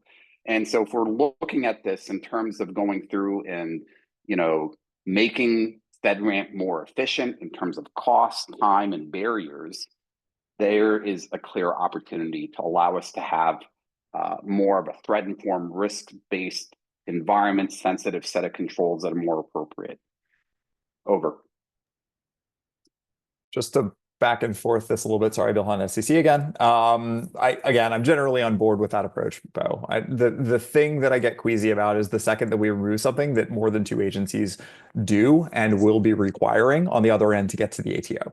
That's for me is the line in the sand is, are we or are we not removing duplicative work? If it's just needless controls that no one is ever going to care about, fine. But the second we're talking about anything that's going to be duplicated and more than a couple of agencies are going to have to repeat the same process anyway, coming out the other end of the pipe. And that's just going to slow down the ATO process for multiple Totally agree. agencies. So I think we're on the the same page, Bill, because I will say as CISO for GSA, you know, our role in government is shared services, and we provide a whole lot of shared services. And recently, one of the projects that we've been working on is a new federal travel solution for every agency, one solution for every agency. And you know what I did? I pulled NSA together, the FBI together, DHS together, NIST, as well as a broad set of agencies. And the first thing that we did, we started with the FedRAMP baseline, and then we did a threat assessment, understanding what data, environment of operations, integrations, business functions, user sets, and making sure that we effectively appropriated the baseline to ensure that we were bringing to bear the right set of controls. Why? Because exactly what you said, what we did not want is individual agencies across the FSCAC coming back and saying, I need this on top, I need that on top, because that always is regressive, delays, and adds costs to our vendor partners that have to go through and refactor and implement additional control sets in order to please agency A versus agency B.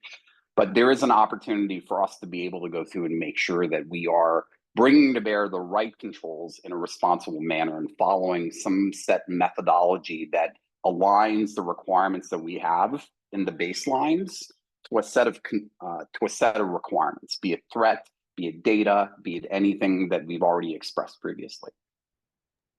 I agree. Mike, you have your hand up?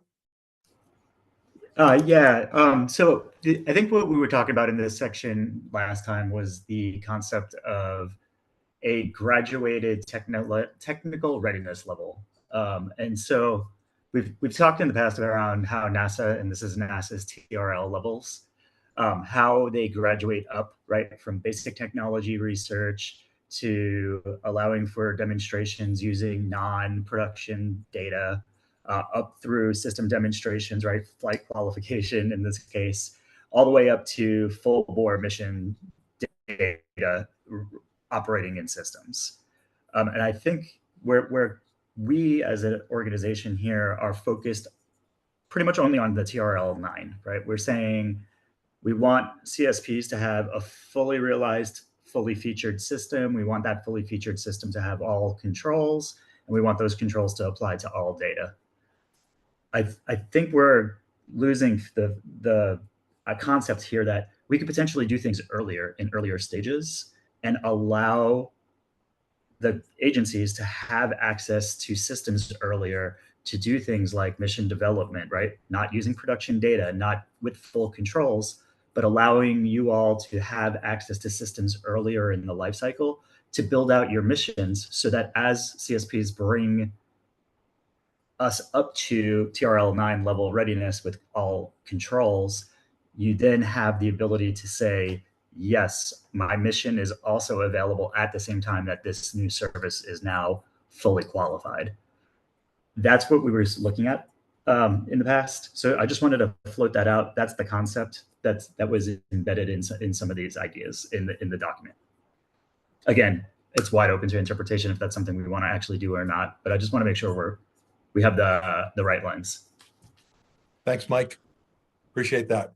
The next two hands up are Bill and then Jackie. I filibustered a lot. Before I go and tear that apart, I'm going to let Jackie go ahead and go, and I'll come back. Thanks, Bill. Jackie. I was just going to say, it's a really interesting concept, and I don't know, I'd throw this out just for thoughts, is that obviously a risk official has reviewed at an agency level that package before it actually goes into the FedRAMP review process. Is that a place where we as an organization or as the federal government can take a calculated risk and let other entities reuse those artifacts and let them make their own authorization decision to go ahead and host while FedRAMP reviews it for the larger marketplace. So again, speed, this is a really huge place where I hear a lot of complaints, right? Which is the time it takes from an agency authorization to actually getting on the marketplace. They are losing substantial dollars from a business perspective. Is that a place where we can take risk to say that this has a risk official has looked at this package, has issued an authorization for an agency, and so can we take it and run while it finishes the last hurdles? So and I don't know how much scrutiny or how much rework is required from FedRAMP. I don't have any metrics there to know whether that is whether we have a lot of problems with packages that come before FedRAMP, or whether this is a place where we can take risk. Over. Back to you, Bill. So yeah, diving back into this, I'm not opposed to the notion that each CIO should be able to set their own acceptable level of risk for their agency and be able to do, say, a risk acceptance on an incomplete package, right? Or something that has not been through all of that. That's something that historically the authority does lie with the CIO. The problem for me is that in the new OMB memo, they have unequivocally said that you must have a FedRAMP authorization to use the cloud provider's tool, a complete authorization. So by recommending this, I'm not sure that we would be in alignment with the OMB memoranda unless they want to review that and revise it back to where it was, where there was an exception process. As we all know, they got rid of that exception process. They deliberately removed exactly what we are talking about right now. That was an intentional decision. So they refused to change that in the draft memo based on our recommendation. So they have doubled down on it. I'm not saying it's necessarily a bad thing. I'm just saying I'm getting really queasy here because what we're saying is exactly what OMB said not to do in the final memo, even based on our feedback saying that we don't like it. So that is something I'm stewing over here. And I think we all know that I have wanted that exception process and to have exactly what we were talking about because small agencies need to be able to use these tools faster. But OMB removed that path. So given that that path has been removed, I worry about us recommending it. Thanks, Bill. Marcy. Thank you. For my orientation, what number are we on in these recommendations, given like this discussion here? Are we still on like 2? Because I guess what I'm losing is how this discussion ties into some of the specific recommendations, and because that was not my takeaway in reading this, so it may have just been like perception on my side. I think 6A and 7 are kind of where we are right now. Thank you. Okay, Yeah. appreciate that. And I would just to pin on to this, the idea of agencies being able to make their own risk decisions. That is why, like when we talk about the FedRAMP PMO and that actual FedRAMP authorization status, like that is granted by the PMO based on their review, and that's why that queue exists, because it all there needs to be some sort of minimum. And I don't like this term, but help me find a different one and I'll use it, like a minimum acceptable standard or baseline for what risk can exist and is a decent starting point for reuse within the government. And so, I mean, that's why that FedRAMP authorization threshold exists. And we aren't just relying on every single agency authorization that's granted. So yeah, that's all. Thanks, Marcy. Bo. Yeah, I just want to chime into Bill's comment, particularly around exceptions. He's absolutely right in that the exception clause was effectively removed. But what was added was other paths to authorizations, within the actual policy memo. And I believe it's in section 4, if I remember. And I know we talked about that as it relates to priority 1. So that might be a way for us to be able to take that and blend it into a broader recommendation, finding alternate paths to an authorized state to allow agencies to more quickly use some of this newer technology, particularly focused on risk, especially lower risk. And you can combine that with, state ramp. You can combine that with some industry-related certifications for lower risk, no risk type SaaS solutions, especially. As for just the comment on Marcy's last comment as well, we do have baselines for FedRAMP at low, moderate, high, but not every CSP meets every control. I've never seen one.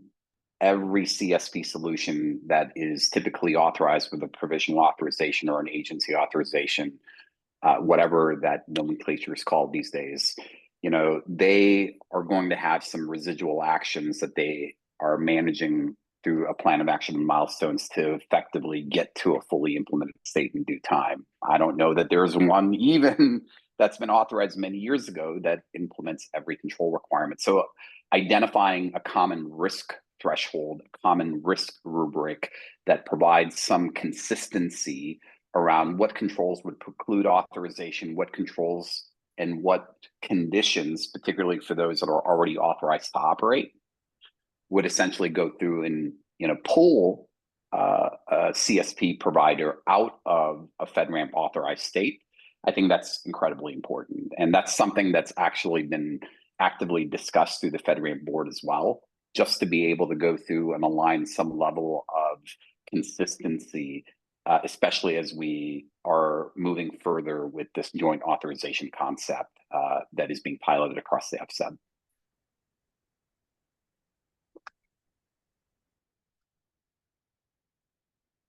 Thanks, Bo.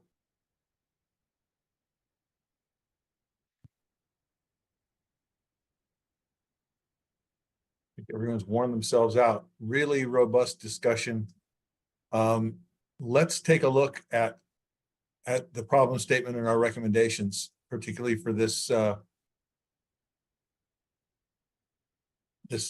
priority 2, and see if we're getting close to consensus. And I mean, recognizing, Bill, your expression that you hate number 2, that's, I mean, are you suggesting a deletion of number 2? And we moved number 1 from priority 1 to priority 2. Are we okay with the way it's worded? I'm just teeing some things up. Marcy, you have your hand up. I agree with deletion of number 2. I think that this already exists. If the concept is to demonstrate a CSP's ability to get to a FedRAMP status, like have an implementation that would result in a successful authorization, that exists already through the FedRAMP Ready process. It's not perfect, and there's a lot of improvement that needs to be done there. 100% agree, but I completely agree with Bill. I think this needs to be struck because I don't really agree with it, but I also think that it somewhat exists already. Thank you. And I see Dan and Bill with thumbs up in the reactions. Thanks. Any other edits on what's written in front of us? Can I ask a question to Marcy real quick? Larry, Marcy, I think you probably have a good perspective on this, given your viewpoint as a 3POW. How often do you actually see an organization issuing an authorization based on a FedRAMP ready package versus one that is already FedRAMP authorized to operate and available as FedRAMP authorized within the marketplace? Good question. So we would never consider ready to be an authorization, and we often don't see the discrete agency authorizations that are being granted. That's not a process that we are typically involved in beyond that initial sponsorship. And then once they achieve the formal FedRAMP authorization, we don't see any of the reuse authorizations that are granted, and we're typically not involved in that. But what I am getting at for ready is that it's a FedRAMP ready status, not an authorization, but it would demonstrate potential to be able to say they've done the legwork, they've put in the time and effort to produce a production system that is in a really good stance to undergo that full authorization process and achieve agency and full FedRAMP authorization. I guess my question is, do you actually see scenarios where a CSP that you're working with in support of a full assessment or in the advisory stages, in having the FedRAMP ready package, that FedRAMP ready package itself being used as some kind of an internal agency authorization to allow an organization to use while they work more broadly through the residual part of the FedRAMP authorization process, pending market entry. Yeah, I don't know that we would see that as a 3PAO. I can't say it's not happening. And there's a lot of those risk and authorization decisions that happened at the agency that we're just not privy to, unfortunately. I wish we were, because it would help demystify the whole thing, right?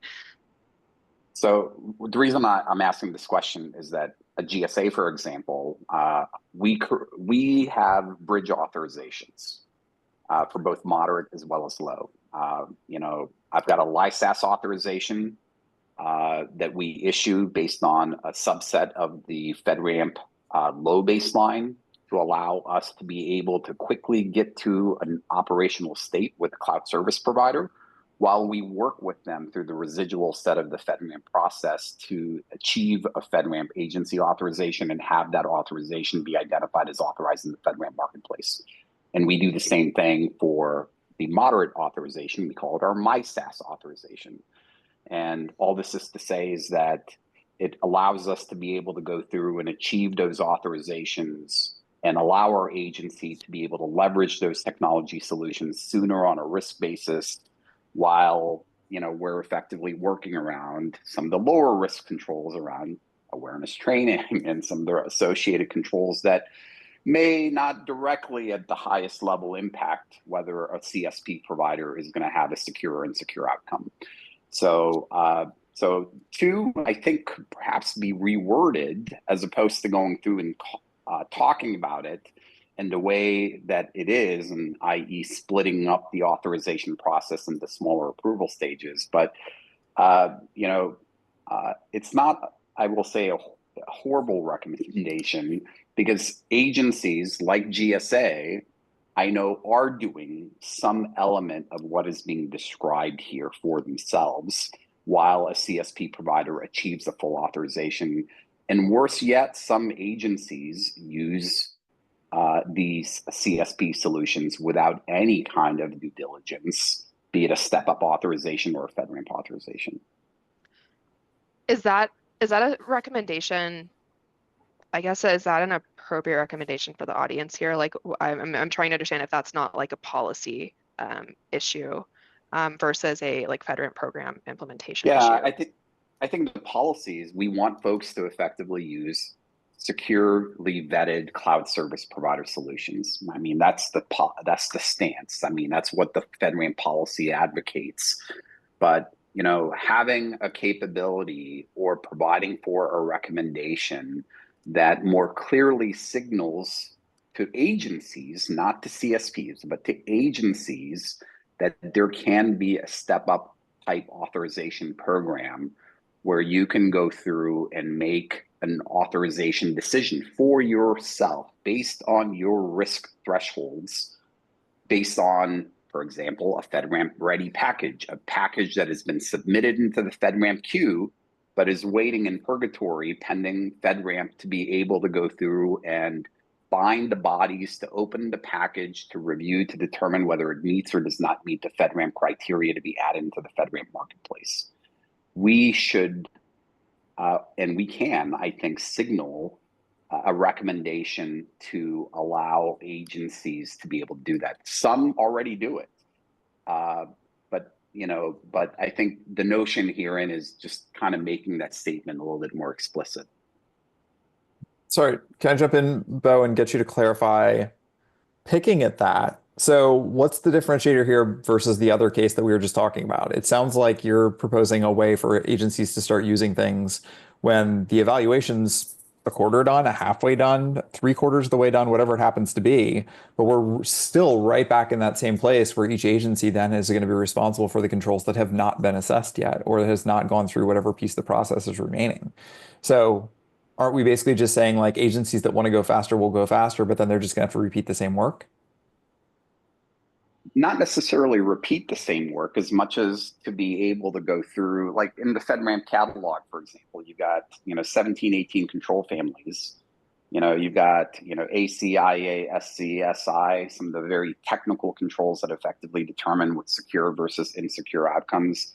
A lot of the FedRAMP initial readiness assessment are focused around those hardcore technology controls that are really fundamental to ensuring secure outcomes. So if you have a CSP that has completed the entire FedRAMP process, implemented the controls, has worked with a 3POW and developed an assessment and authorization package and submitted that into the FedRAMP queue and are now waiting for a year to be added into the FedRAMP marketplace, the package itself is a package that can essentially be used by agencies to allow them to make their own risk decisions. And some agencies already do that. Other agencies, they basically have a signal, I'm not going to use it until that solution is clearly identified as FedRAMP authorized in the FedRAMP marketplace. So the notion herein is that agencies are already doing this, and there might be a benefit to us to signal that as a possible recommendation over to the administrator to have the PMO, work with OMB, work with the FedRAMP board to more clearly tell agencies that you can use a FedRAMP in-process package that has been fully documented, fully assessed, fully completed, pending FedRAMP authorization, understanding that the PMO is going to go through and dot I's, cross T's, and making sure that any residual gaps are essentially squared up. I want to call on Mike. I saw Jackie with the thumbs up on your remarks there, Bo. Mike's been waiting patiently. Yeah, I just wanted to definitely concur with you, Bo. I think that is a wonderful idea. And also what we've seen in the CSP side of the house, we've seen specific agencies normally take like a FedRAMP ready package and put it to ATT rather than ATO. So we could go to like an authority to test and use test data, non-production data. We've seen that before in some instances with some agencies. Again, it's not standardized, it's not across the board, and it is it's a kind of like an at-risk, low risk, obviously, because it's not production data, but an at-risk approach that some agencies allow. That would be definitely something that would, could potentially be used in a more formalized way across all FedRAMP agencies. I did have another point, and I can't remember it now. So if it comes back, I'll. Thanks, Mike. And Bill, then Jackie. Thanks, Bill Hunt, SEC again. I generally like where Bo is taking this. I just want to make sure that we're careful in the language that we end up having here in the final memo of it. I think a lot of you know I've spent the last 8 years trying to get agencies to adopt the ATO process that GSA has in various official capacities. I still think that GSA is more willing to take risk on this sort of stuff than most other federal agencies, especially us smalls, for reasons as stated previously. I think that we do have the necessary wiggle room in the memo if we're reading between the lines here. The OMB memo only says that agencies must obtain and maintain a FedRAMP authorization when the cloud product or service falls within the scope of this section, section 3.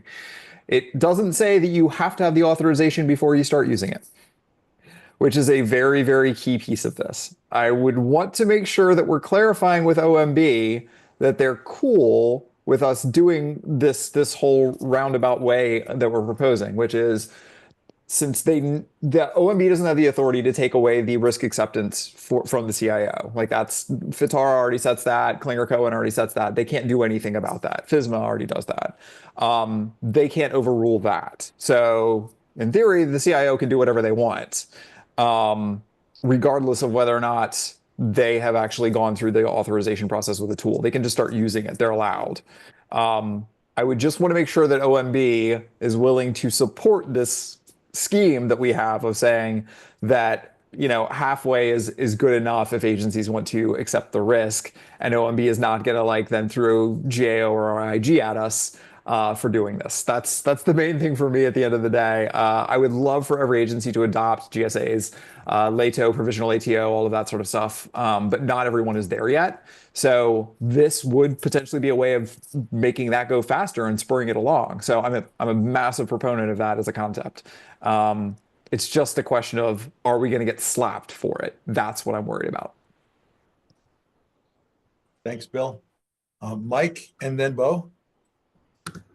I did want to just add, this is one of the CSP's #1 complaints, right? So I think to the points that were raised earlier, if we don't do something in this space and we do remove this priority, we're really doing a major disservice, not only to the FedRAMP program as a whole and to the agencies, but we're doing a disservice to all the CSPs, large and small, right, that are participating and spending a costly amount of money to participate in this program and to try to move things into the government space to bring the most innovative concepts that we can, so that the government, can have a large selection of services to readily available for all of your mission needs. So the more we limit competition, the more we raise the barrier to entry, the more we don't focus on authorization streamlining, we're just really doing a disservice to the community that we're serving.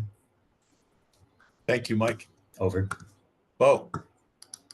Yeah, just to be clear, what I'm propositioning here is really, I would say, Bill, you said 50% of the way. Like in one scenario where a CSP has documented, implemented, assessed, and submitted a package that is pending PMO review, I would argue that's probably 98% of the way through. And it's just pending FedRAMP resource constraints at the PMO level to be able to review and really finalize the package before entry into the FedRAMP marketplace. So that's proposition A. I think the other proposition is what we do is our LISAS and MISAS related processes as options. And and this is part of that step up authorization process. And that would probably be more accurate to call it 50% of the way through, based on documentation, implementation, assessment of the most critical controls that are foundational to good or bad cybersecurity outcomes. And then, allowing a 1-year authorization, which is what we do. And then within that 1-year period, we allow our agency to begin to use on a risk basis with some conditions. And within that 1-year period, the CSP partner has to complete the residual set of control requirements, assessment, allowing us to be able to achieve that full authorization as originally intended. Again, options, recommendations, trying to think outside the box in terms of how we can effectively go through and run faster. Over. Thanks, Bo. Next two hands up are Jackie and then Marcy. So I was going to get back to the wording. And so in the item 1, I would just suggest, and I wouldn't type until we get other people's thoughts on this, reducing the time to authorization and use, and then adding a C, which is that the FedRAMP PMO will engage OMB, not task. We're going to engage. Don't want to step on any toes here, to clarify when a CSO can be used, and e.g. When it enters the FedRAMP PMO queue for review after agency authorization. Love it. I think that's really what I've been hearing from everybody. I just wanted to put something down on paper so we could take other tasks. Thanks. Appreciate that. I think Marcy is next, and then Bo, you have a hand up.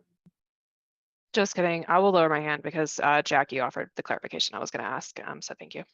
I appreciate that very much. And Jackie, yes, thank you. Bo. I just forgot to take it down. That's all right. So Jackie, thank you for that, and for bringing our focus back to the wording. Fantastic discussion and, great clarification on the concepts. And to translate that into actually coming to consensus on the wording, if we can, in these next 22 minutes on priority 2, I'd love to be able to accomplish that. And in that and with that, on the actionable recommendations, we can't send all 8, I think, that we have here now. 8, yeah. So we're going to have to pick the top 3 of the 8. So it's a possibly in the next 20 minutes or so, coming to consensus on the wording of the top three. So first of all, picking the top three that are most impactful, most important, and then and we already deleted one by consensus, so I appreciate that, everybody. So are we ready to do that? I'm seeing hands now from Bill, Marcy, and Jackie. So great. Let's start with Bill. I'm trying to keep track of what all the renumbering and renumbering again has led us to, but I believe 5 and 6 can likely be condensed into a single one because we're basically saying the same thing two different ways, the way that I'm reading this. It sounds like overall it's addressing the baselines, authorizations, and having some sort of a tiered system of some sort, as Bo was describing. So from where I'm sitting, we can somehow wordsmith those two into one. I would guess if I'm reading this right. Want to put that out there for I think it's 3 consideration. and 4, like with the renumbering. If these two, right, Bill? I think On the screen in front of you, Bill. because I had the same thought. I think 3, 4, 5, and 6 are all basically the same thing. Then reading this again, right? Like we're basically saying like what's in the box, what isn't in the box, when can you use it, when can you not use it, right? Yeah. Is this not just all one version of the same thing? I would have put 5 with 1C with kind of where we landed just a moment ago. Because that's looking at that kind of like step process of when a product can be used. Yeah, I concur with that. Okay. Let's do that. Let's put 5 with 1C. And go ahead, Bill. Sorry, my only other thing was I'm going to implore my colleagues here for whatever the last one now is numbered, the explore and establish financial support and incentives. Whatever number that is, for me, this remains the absolute most important thing that continues to slip through the cracks. I would implore everyone that this absolutely needs to be one of the most important things that we're looking at. The other ones are fun. I love them. But realistically, we need to find other ways of getting money out there for people to do this stuff. Marcy? I concur Bill's statement here. So we've combined 3 and 4 just to confirm if we could do that. I think these are two sides of the same coin, yeah. And then we move that up. And then to Bill's point on the financial impact, I want to go back to, I think, Bo, one of your suggestions previously for priority 1 was looking at out of the box in terms of like cost recovery for perhaps charging a fee for, an authorization or, at certain stages of the authorization process. State Ramp does that now, for what it's worth. Like that kind of exists in a complementary model. And I will anecdotally say we have had requests from from various CSPs kind of like asking in the context of pay to play, like, hey, is there an opportunity for us to pay money to make this go faster? So I think the appetite is there. Cool. Sorry, can I just directly respond to that and say that is a huge advantage to the big players and a huge disadvantage to small businesses. I agree. And that is extremely problematic for me. I do not love the state grant model because of the pay to play aspect of it. I don't like the federal government having to charge people just to try and show up at the door. It does make me extremely queasy. And with Bill, I hear you, and I have the same hesitations.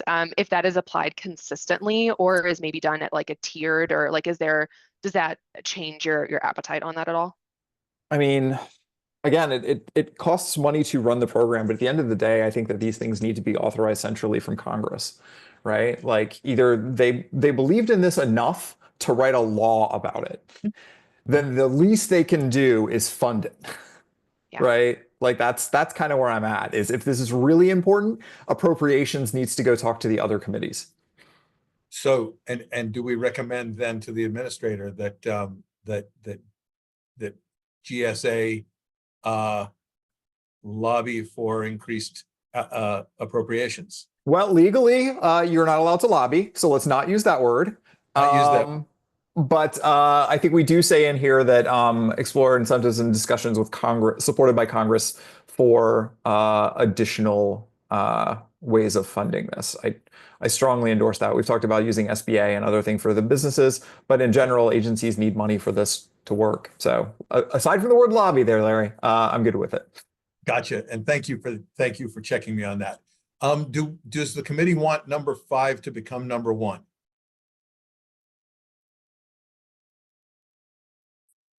I would support that. I support that too. Come on, y'all love money. Put money first. Jackie has your hand up. So Jackie, while we're doing that, let's call on you. Just say, I was just going to say, be careful what you ask for. You know, I will say that at one point GSA approached DOD and was going to tax DOD to pay for GSA. And I said, time out. I'm already limping along here. And you've given me money and now you're requiring DOD to pay to support FedRAMP.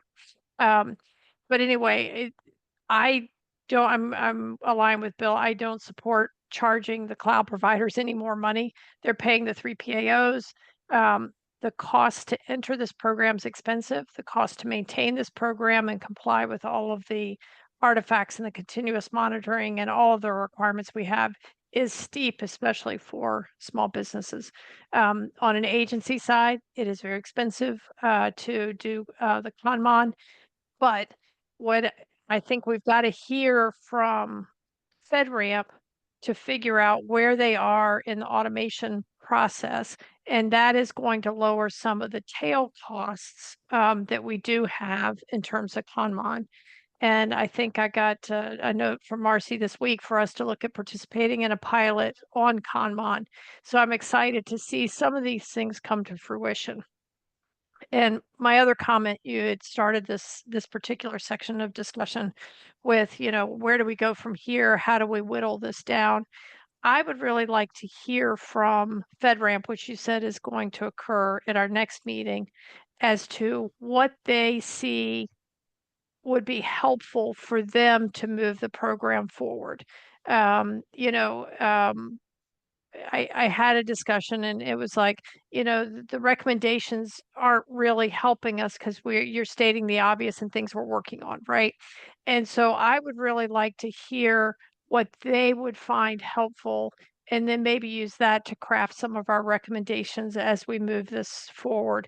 I'm not saying that they're driving what we do, but I want to know that we are in some ways helping move this ball down the road and getting some of these things addressed in a timely manner and not duplicating or not stating things that they already have in progress or close to crossing the finish line. Over. Yeah. Thanks, Jackie. Appreciate that. Kayla and then Bo. So I love one. I love one. I wonder though if that should be the first recommendation for our first priority, which is barrier to entry, is a small business's ability to afford to pay for getting started in this. Is that a barrier to entry, or is it going to expedite their authorization process? So it's I guess that's my question to the group. I think it should stay, absolutely, and should be a top priority, one of the other, but does this make it more feasible for small businesses to get into FedRAMP, or does it make the FedRAMP authorization process faster and easier? I know we have costs tied into priority 2 as well, but I just want to throw that out there. And Bill's indicated a thumbs up on that. Bo and Marcy have hands up. Kayla, I don't want to lose your thread on that, but let's go to Bo and then Marcy.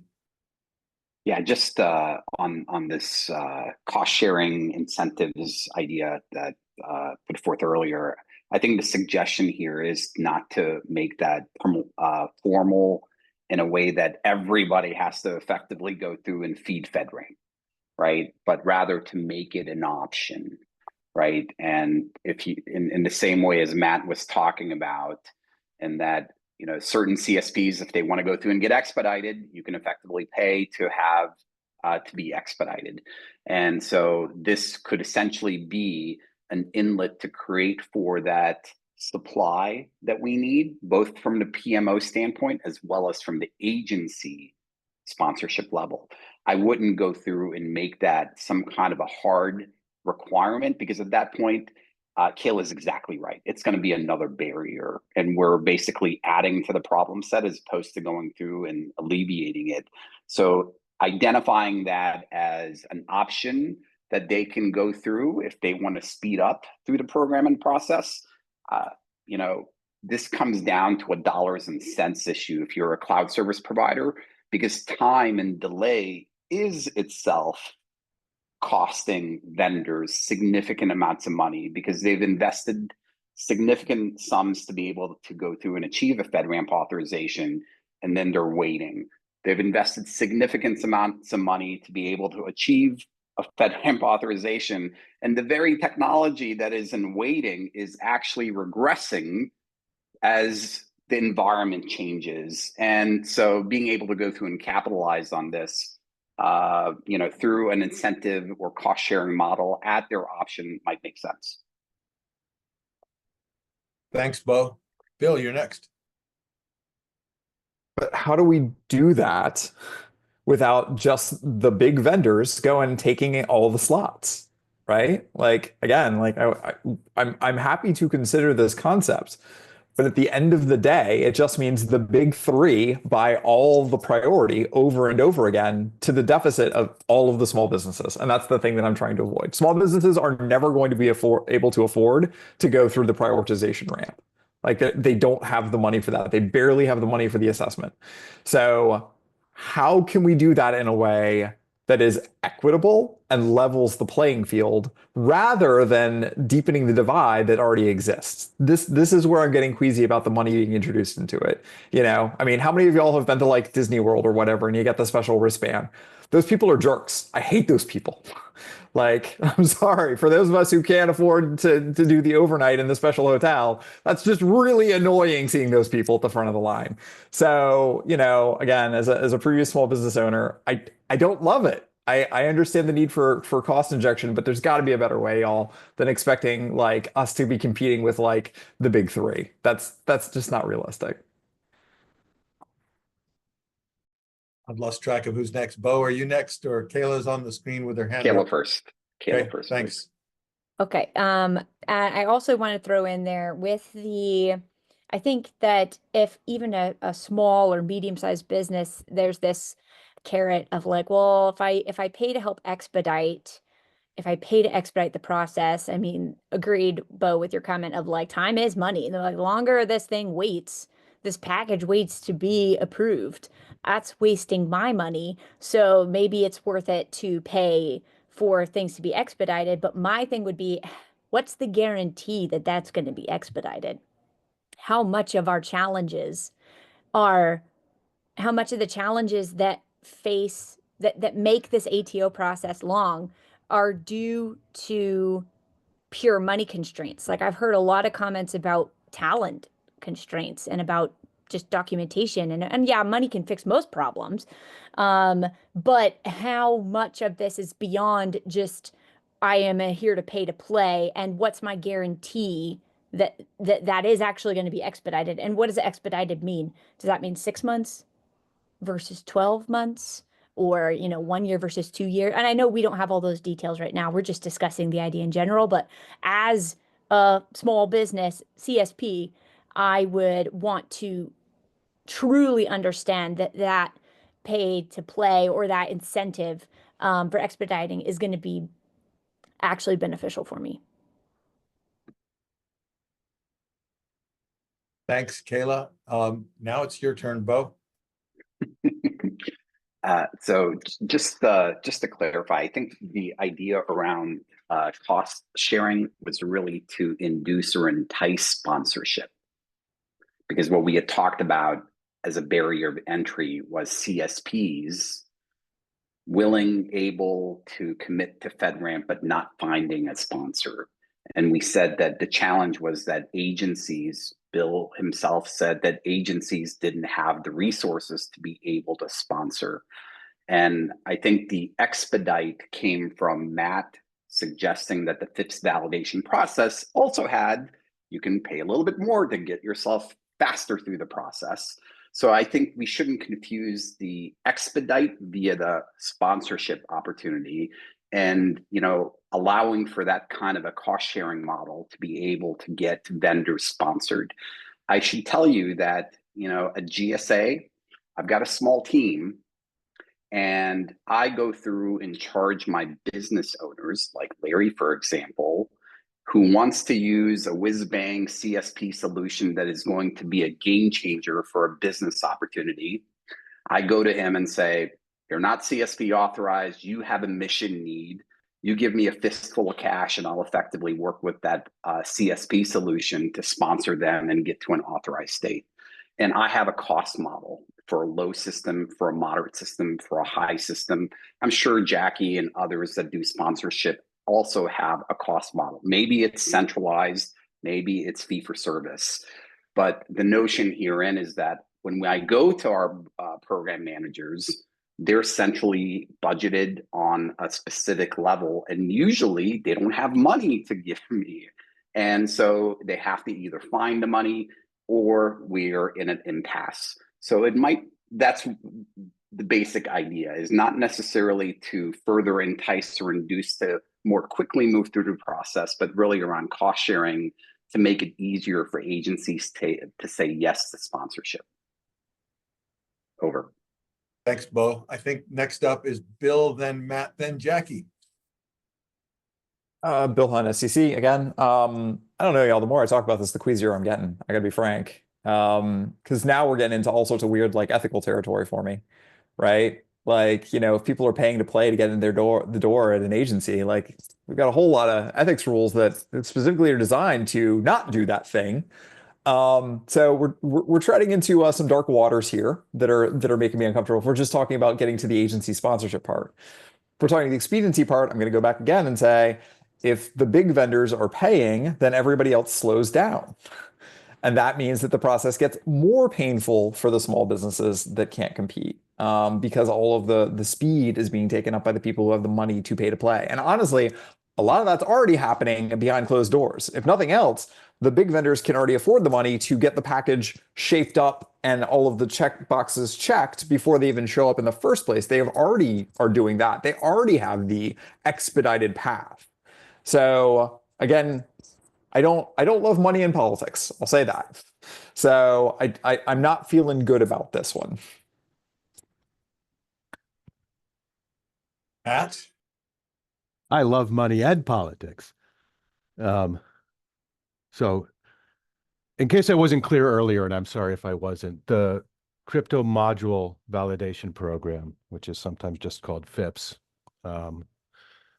does not have an expedited payment process. What I was referring to was the Food and Drug Administration has one for some of their medical device and adverse effect drug review processes. So what I was saying is there are some agencies who do. The CMVP program does not. The other thing, I think we're making a lot of assumptions about what the model would be. So if we do want to keep this, we could just abstract this up to explore the feasibility of financial support or incentive programs, putting in some of the guardrail outcomes that Bill stated around things like ensuring fairness, equity, and accessibility of all participants. And then if it turns out it's not feasible, then it's not. And then at least we can take a look at it. I'm sure Marcy will like this, but what we do in the CMVP program, the thing that people like to call FIPS, is we don't charge the vendors. I charge the test labs, and the test labs have an annual fee that gets amortized across their customers. Now, I'm not Pollyannish enough not to believe that costs are not passed on, but that then allows the market to make decisions about what people can or cannot afford and who they engage for their testing partners. Now, I don't even know if that's feasible in this model or not, because again, it's not a straight one-to-one, but I just say that to say, let's not make assumptions about how it potentially would happen. Let's just throw it out as, let's explore it and see what's potential or not potential. Jackie? I was just going to say, I do not have a cost reimbursable model in the department, just so that you understand how we do business. We are an appropriated activity. So we do have appropriated dollars that pays for our government entities and the contractors that work for us.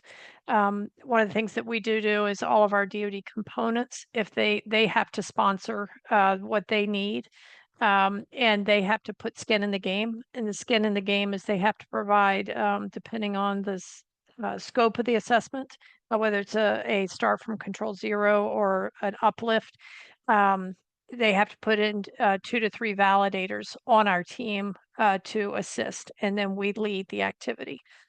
So that is how we have addressed resource shortages that we have, just because the appropriation is insufficient for the scope of the work that we are now doing. But we do not have any cost reimbursement on our end. And we do, in our secret cloud, we are doing our own red team assessments, for example. And so we've got a lot of different ways that we're trying to tackle this, but it is not from a reimbursable activity. Over.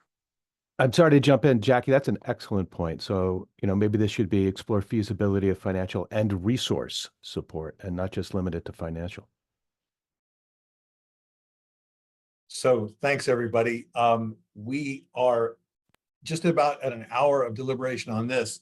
In these last couple of minutes, does anyone have any additional comments or recommendations they'd like to add to either of these two priorities?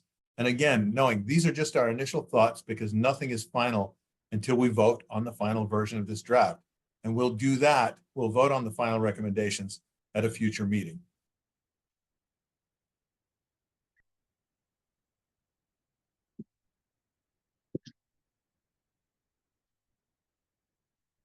Jumping between my screens to see if another hand is coming up.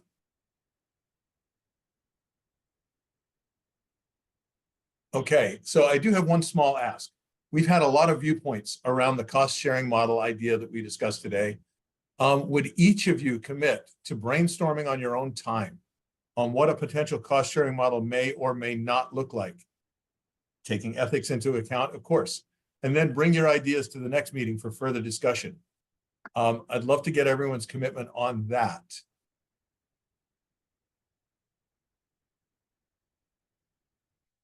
Thanks, everyone. If there's nothing else on this, I'll pass it back to you, Michelle. And thank you all.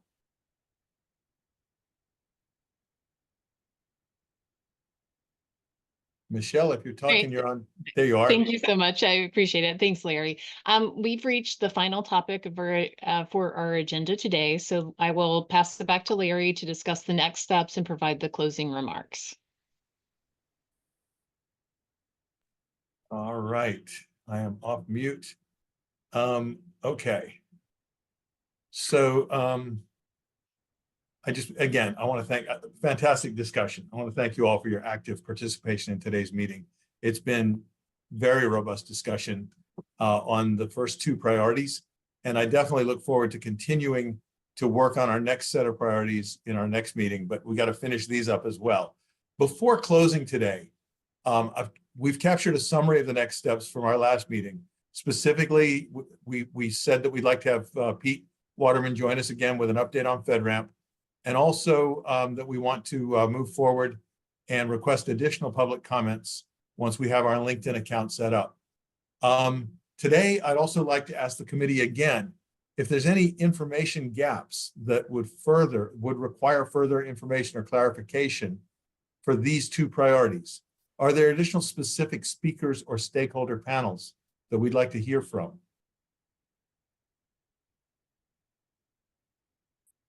Hey, Larry. Yes, Matt. I know Bronco's not here, but something he had mentioned last time was someone just stepping through the entire process flow from initiation to authorization, so that, clarity on issue points or opportunities would be could be identified, I guess. And that could be part of the FedRAMP ask for their talk. Thanks, Matt. I see Bill and Mike also have their hand up. Bill? Hey, Bill on SEC. As far as priority 4, I'm going to be the first to admit here that it's been about 3 years since I've had to do any direct work on the OSCAL program since my time working on it for ATARC. So I would be really curious to hear about the current state of the world of OSCAL and what's in play, what tools are being provided. Anybody that's actually implemented it from the service provider standpoint would love to hear actual specific examples from that side, in addition to from the government side. Again, I think we all know I'm a huge fan of OSCAL, but I honestly, I will admit I am out of date as to what the current state of play is. So would love to hear from both the vendor community who are using it today, as well as the program side on that one. Thanks, Bill. Yeah, great request. Mike? Pete came and spoke at the CSPAB summit and spoke about asking CSPs to really engage and lean in with resourcing to help move the FedRAMP program forward. And there's been a lot of ask from the CSPs as to refining that into some concrete actions that they could help participate in. So I'd love to see that. And then I'd also love to see potentially a roadmap or progress update on our 2023 priorities that we provided to FedRAMP PMO last year. Yep, I see it up there. Yep. Cool. Awesome. Thanks, Mike. Jackie? On the current state of OSCAL, I'd like to hear from a 3PAO as well. Because I think there's a lot of, if we don't have 3PAO with a tool actually able to capture all of the results of an audit, to be able to pull into our GRC, if we don't have that side of the house, if we don't have a SAP and an OSCAL format. So this is a really robust end-to-end, where are we? I'm glad Bill brought that up, because that is something that I'd like to hear is it comprehensive enough? And do we have the right tools in place, or are we still in the theory stage of OSCAL? Thanks, Jackie. Yeah. So essentially, service provider side, government side, 3PAO side. Mm-hmm.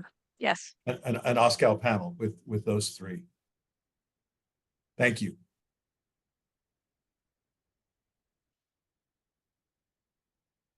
All right. Thank you all. So with the last few minutes that we have, I also want to give Bo the floor for a minute, as he has some news to share with us. So Bo, over to you. Thank you, Larry. I just wanted to go through and take a minute to say what an honor and privilege it has been working on this committee. Tomorrow is my last day at GSA and my last day in government. I'm transitioning out and going onwards to industry and working at a small nonprofit. And I'm still focused around public service and advancing the mission of public service in a new capacity. And, it's just been such a pleasure working alongside such a talented and dedicated team of members on this committee. Truly a privilege for me. I think the work of this committee is really critical to advance the secure adoption of cloud computing products and services, removing all the barriers to entry that we've been talking about today, removing administrative burden to confusion, reducing costs, and increasing the agility and speed to achieve FedRAMP authorizations. That has really been foundational. And I'm hoping that the work that we're doing has a positive impact in helping to address some of the underlying challenges that our CSP partners, our 3PAO partners, as well as our federal agencies that are consuming these really important critical services and advancing their missions, that benefit is really realized. Larry, I want to say thank you to you and to your predecessor, Ann Lewis, for your leadership of this committee. Michelle, thank you for your stewardship of this committee. This doesn't happen without all of the back-end staff that helped to go through and make all of this possible. So my hat's off to all of you. Really enjoyed my time on the committee, and I'll continue to find new ways to be able to contribute positively to the important mission of FedRAMP. This is something I've been effectively engaged in since the very start of the FedRAMP program, and a lot of the work that we had done originally led up to the actual foundation of the FedRAMP program. So it's incredibly important to me, and I'm really ecstatic to see that we're sitting here talking about, ideating about how to move this program and make it more successful for all of our stakeholders in our community. So thank you for all of your time. Thank you for all of your continued support and attention to this really vital program, not just for government, but for our nation, because the critical services that we use touch almost every member of the American public. Thank you so much, Bo. You will be missed. We really do appreciate especially what you brought to this group and the knowledge. And even today, your second to last day in government, and you didn't sit back and mute. You engaged, you leaned forward, you contributed meaningfully and passionately. And we're definitely going to miss you. We appreciate you very much and wish you the best in your new adventures. Thanks for all your hard work, Bo. We really appreciate you. And also, we'll be replacing you with an AI chatbot. Thanks. You know something, Bill? You didn't say AI the same way then that you said it the first time, earlier in the meeting. So this was a much softer, sweeter way of saying AI. Thank you. So Bill, just to let you know, I am building an AI bot within our organization. We're calling it the AI CISO experience. So if you're interested, you can reach out to my deputy. It's a large language model that helps to go through and really train on, federal laws, OMB policies, NIST everything. And eventually, once we actually have it authorized to operate, much of our own code and ANA related documentation to help our teams to facilitate the important work of, the assessment, authorization, and the other bevy of security related work actions.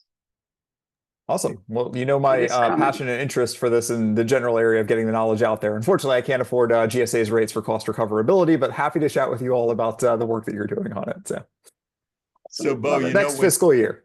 When you're gone, it's going to be renamed the Bobot. The Bobot. Indeed. I don't know that. I just made that up. But anyway, Bo, thank you so much. For the rest of the committee, as this is our last meeting of the new year, I want to thank you all again for sharing your thoughts and participating throughout this year. We've had so many great discussions and have narrowed down areas in which we can recommend improvements for the secure adoption of cloud computing products and services in the government. And I look forward to delivering the report to the administrator in the new year. As always, please reread and take note of the public comments we have received, as they are incredibly helpful in better understanding these issues. I loved the way the latest public comments folded right into our discussions today and informed them. And that's exactly what they're there for. In the meantime, I look forward to our next meeting. Thank you all again for your diligent and thoughtful work. And if it's not too early to say so, I'll wish you all a happy Thanksgiving, a happy holiday season, and a happy new year. And with that, Michelle, I'll turn it back to you. All right. Thank you, Larry. And thank you all again for joining this meeting today. With that, I will now adjourn the meeting at this time. Thank you all. Thanks, everybody. Bye, everyone.